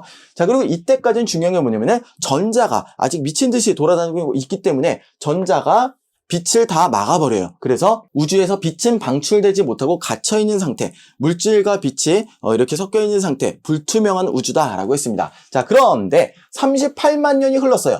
우주 대폭발 후에 38만 년이 흘러가지고 우주의 온도가 3000켈빈이 되었을 때 이때는 비로소 뭐예요? 전자가 원자핵 주변을 돌면서 뭘로 만들어져요? 원자가 만들어졌다라고 하는 겁니다. 그러니까 이제 전자가 모든 공간을 미친 듯이 돌다가 이제는 원자핵 주변만 도는 거예요. 네, 여기만 돌고 여기만 돌고 그러니까 공간들이 많이 생겼다. 그래서 빛이 멀리까지 직진할 수 있게 되었다. 그때 만들어진 빛이 지금까지 관측이 됐는데 이때 당시에는 3000켈빈의 빛의 특성을 갖고 있었지만 지금은 몇 켈빈이다? 대략 2.7켈빈 정도의 그 우주 배경 복사를 만들었다라고 하는 겁니다. 그래서 지금 이때부터를 투명한 우주라고 하고요. 그리고 이 이전의 우주를 원시 우주라고 표현을 하기도 합니다. 자, 아무튼 이때 원자가 만들어졌고 이 원자들이 막 중력으로 뭉쳐지면서 별도 만들어지고 뭐 그렇게 된다라고 하는 겁니다. 그리고 이제 수소 헬륨보다 무거운 원소들 있죠. 원자 번호 118번까지 있잖아요. 그렇죠? 그 무거운 원소들은 다 어떻게 만들어진 거다? 별 내부에서 합쳐지면서 만들어지거나 아니면 별이 터지면서 만들어졌다라고 하는 그런 얘기가 되겠습니다. 빅뱅 우주론 굉장히 어려운 내용이긴 하지만 정리하면은 요 정도로 여러분들이 깔끔하게 정리를 할 수 있겠습니다. 자, 그러면 빅뱅 우주론의 증거 이제 대표적으로 두 가지가 있다 그랬죠. 첫째는 우주 배경 복사, 그다음에 둘째는 수소 대 헬륨의 그 질량비가 3대1이다 이렇게 이제 얘기를 할 수가 있는데 하나씩 한번 조금 더 살펴보도록 할게요. 자, 조지 가모프라고 하는 사람이 있었어요. 이제 러시아식으로 읽으면 가모프라고 읽고 미국식으로 읽으면은 이제 가모라고 이제 읽을 수가 있는 거예요. 자, 이분입니다. 이분이 바로 이제 조지 가모프라고 하는 그런 분입니다. 자, 이분이 이제 랄프 알퍼라고 하는 분과 베스라고 하는 분과 이렇게 이제 연구를 해가지고요. 이 빅뱅 우주론, 빅뱅 대폭발 이론을 갖다가 이제 주장을 하게 됩니다. 뭔가 정량적으로 이제 계산을 했어요. 여기서 정량적으로 계산을 했다라고 하는 건 뭐냐면 구체적으로 숫자를 제시하면서 이 정도 양이 되었을 거야, 이 정도 비율이 됐을 거야, 구체적인 숫자를 제시를 하면서 계산을 해냈다라고 하는 겁니다. 엄청나죠? 그래서 대폭발 이론을 주장을 하면서 우주 배경 복사가 있을 거야, 한 3켈빈 정도로 지금 남아있을 걸 이렇게 이제 예견을 했습니다. 그랬는데 이게 나중에 이제 발견이 되는데 그 발견되는 과정은 좀 우연히 발견이 됩니다. 자, 이분들이요, 이제 윌슨과 펜지어스라고 하는 그런 분인데, 벨 연구소 소속이에요. 그 벨 연구소에 굉장히 성능 좋은 전파 안테나를 이제 설치를 합니다. 그러니까 국가에서 돈을 엄청나게 많이 들여가지고, 전파 안테나를 만들어요. 전파 안테나를 만드는데, 전파 안테나를 딱 만들고서는 이제 테스트를 해보는데, 이게 노이즈가 전혀 없어야 되는데, 노이즈가 잡히는 거예요. 잡음이 잡히는 겁니다. 그래가지고 이 잡음을 어떻게 하면 없애지? 어떻게 하면 없앨 수 있을까? 하면서 굉장히 노력을 많이 했습니다. 심지어는 이 위에 올라가가지고 비둘기들 막 똥 닦고, 비둘기 내쫓고, 막 이제 그렇게까지 했었어요. 그랬는데도 이게 안 없어진 겁니다. 이게 잡음이 만약에 이쪽 방향으로 안테나 수신했을 때는 이쪽 방향 노이즈가 세고 이쪽 방향의 노이즈가 약하고 이랬으면 이쪽 방향에 무언가가 있나 보다 이렇게 이제 생각을 했을 거예요. 근데 그렇지가 않고 이쪽 방향에서도 똑같은 노이즈, 이쪽 방향에서도 똑같은 노이즈, 그리고 어제도 똑같은 노이즈, 오늘도 똑같은 노이즈, 밤에도 똑같은 노이즈, 낮에도 똑같은 노이즈, 계속해서 똑같은 노이즈가 계속 발생을 한 겁니다.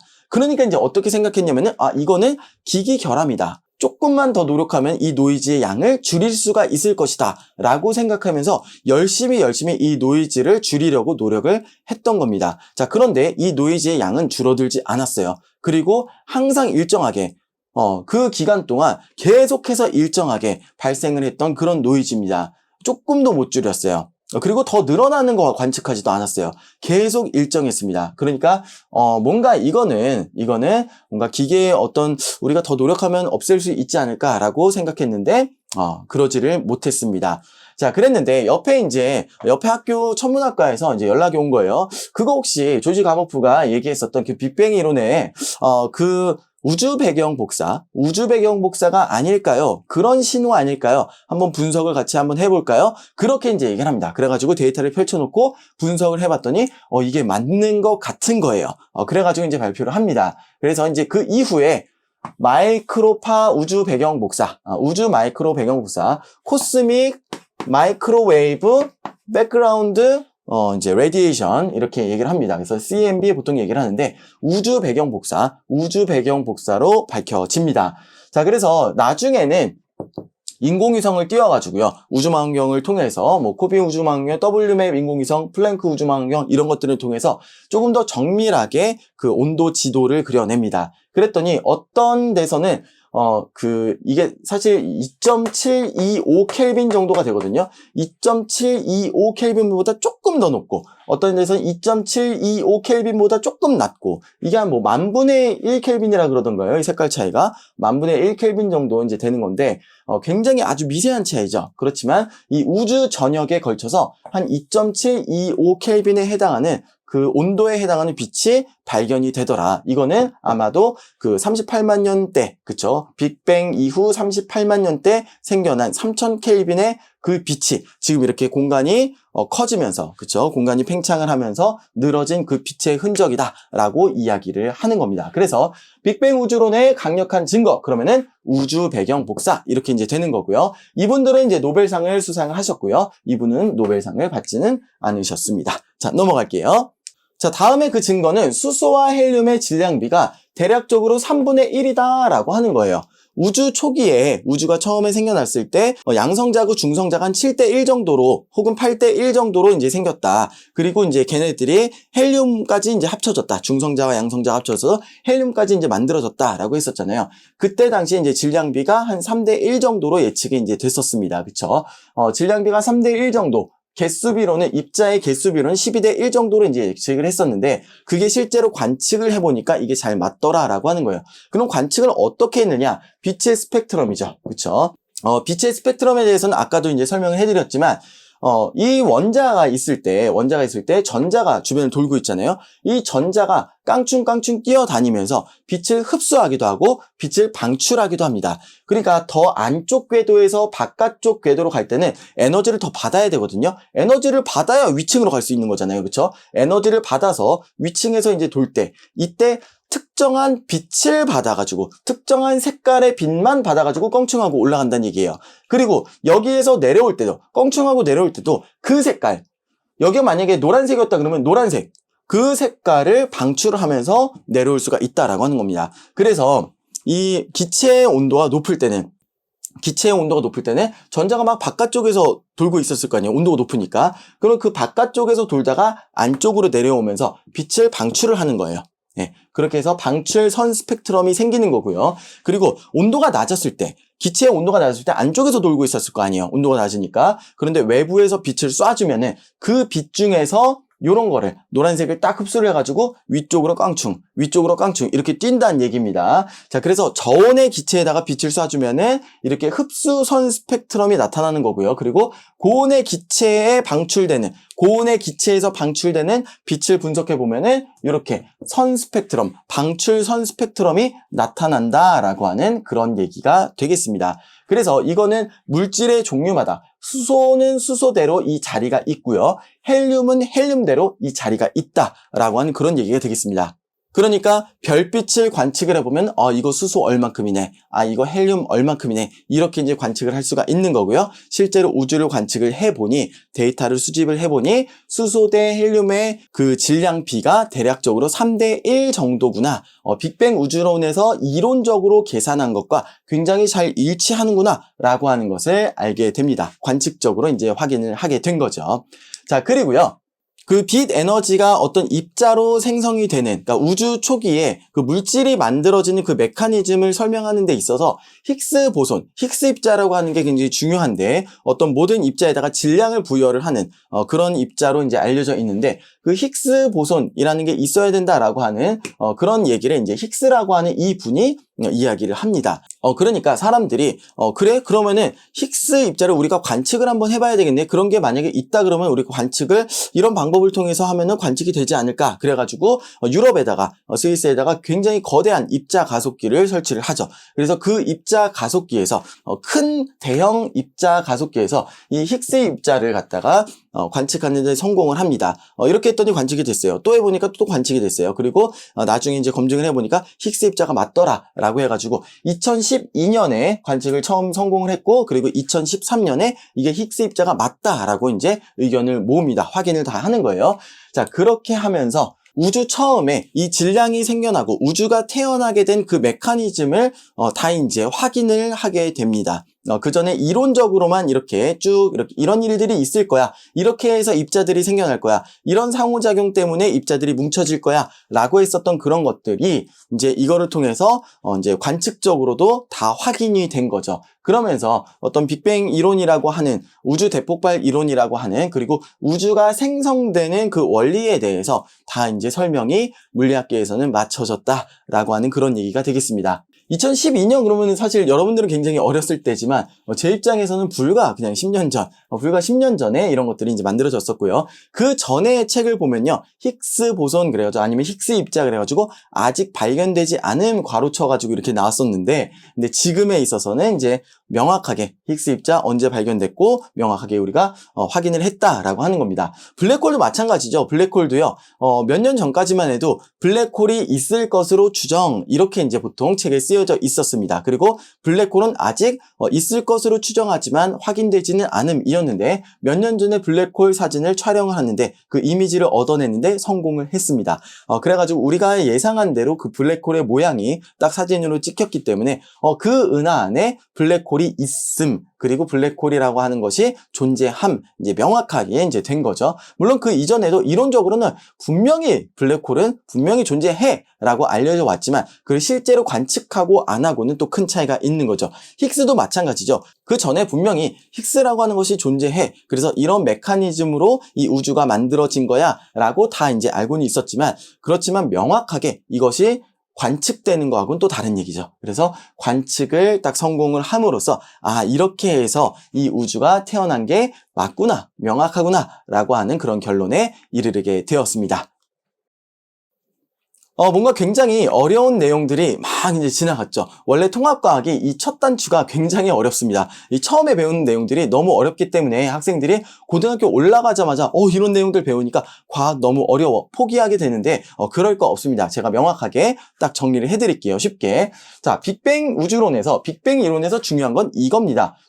여기서 중요하다는 얘기는 과학적인 입장에서 중요하다, 중요하지 않다 이게 아니고 시험에 나오느냐 안 나오느냐, 학교 시험에 어떤 것들이 나오느냐, 이런 것들. 이 정도는 알아야 됩니다. 이런 겁니다. 자, 볼게요. 일단 생성 순서가 중요합니다. 뭐부터 생겼어요? 처음에 그쵸. 기본 입자들, 쌍생성과 쌍소멸, 이 과정을 통해서 기본 입자들이 생겨났다라고 하는 거예요. 기본 입자 뭐가 있다 그랬어요? 6가지 쿼크와 6가지 경입자. 그런데 그 중에서 뭐가 많이 남게 된다 그랬어요? 업 쿼크, 다운 쿼크, 그리고 전자. 얘네들이 이제 주로 남게 된다라고 하는 거예요. 자, 업 쿼크, 다운 쿼크 이렇게 합쳐져서 이게 뭐라고요? 양성자가 되는 거고요. 그리고 다운 쿼크, 업 쿼크 이렇게 합쳐져서 이게 중성자가 된다 그랬습니다. 업 쿼크는 플러스 3분의 2의 전하를 갖고요. 다운 쿼크는 마이너스 3분의 1의 전하를 갖기 때문에 3분의 2, 마이너스 3분의 1 그래서 더하면은 플러스 1이 되는 거고 마이너스 3분의 1, 마이너스 3분의 1, 플러스 3분의 2 이렇게 해가지고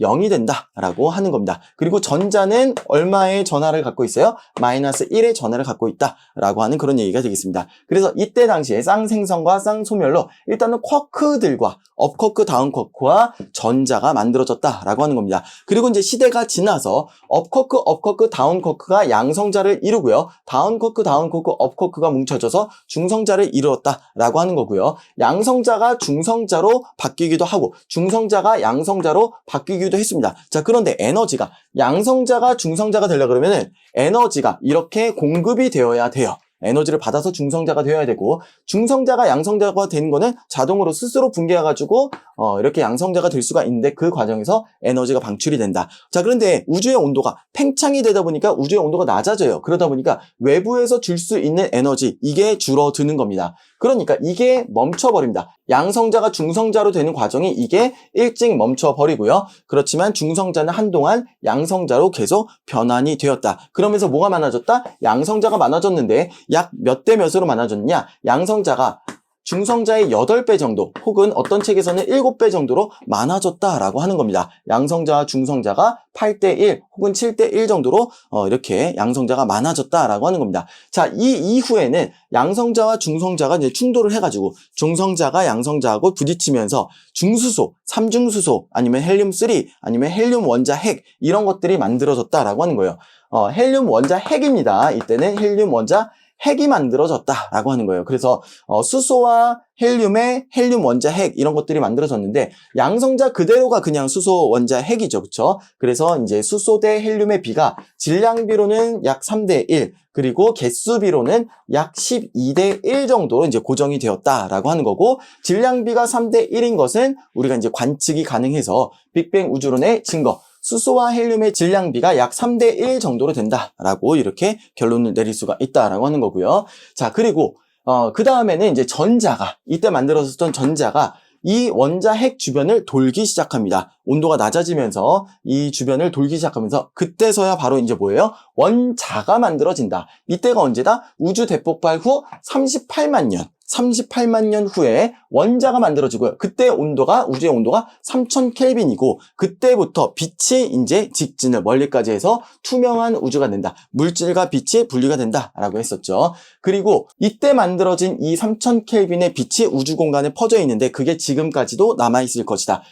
가모프가 얘기한 건 3켈빈 정도로 남아 있을 것이다. 이렇게 얘기했는데 실제로 관측을 해보니까 2.7켈빈으로 우주 배경 복사가 관측이 되었죠. 그래서 이 두 가지가 이 빅뱅 우주론의 증거이다. 그러면서 빅뱅 우주론이 맞는 우주론이다. 이렇게 받아들여지게 되었다라고 하는 겁니다. 물론 이제 그 이후에도 힉스 입자의 발견 그리고 향후에 지금 이제 중력파라고 하는 것은 검출을 했거든요. 근데 이제 이 중력파라고 하는 검출을 조금 더 많이 해보고 조금 더 자세히 해보고 조금 더 분석을 하다 보면은 아마도 빅뱅 초기의 어떤 그 중력파를 우리가 검출해내고 분석해낼 수 있지 않을까 이렇게 지금 보고 있습니다. 그래서 이러한 것들이 외국에서는 활발하게 연구가 진행이 되고 있는 그런 상황이 되겠습니다.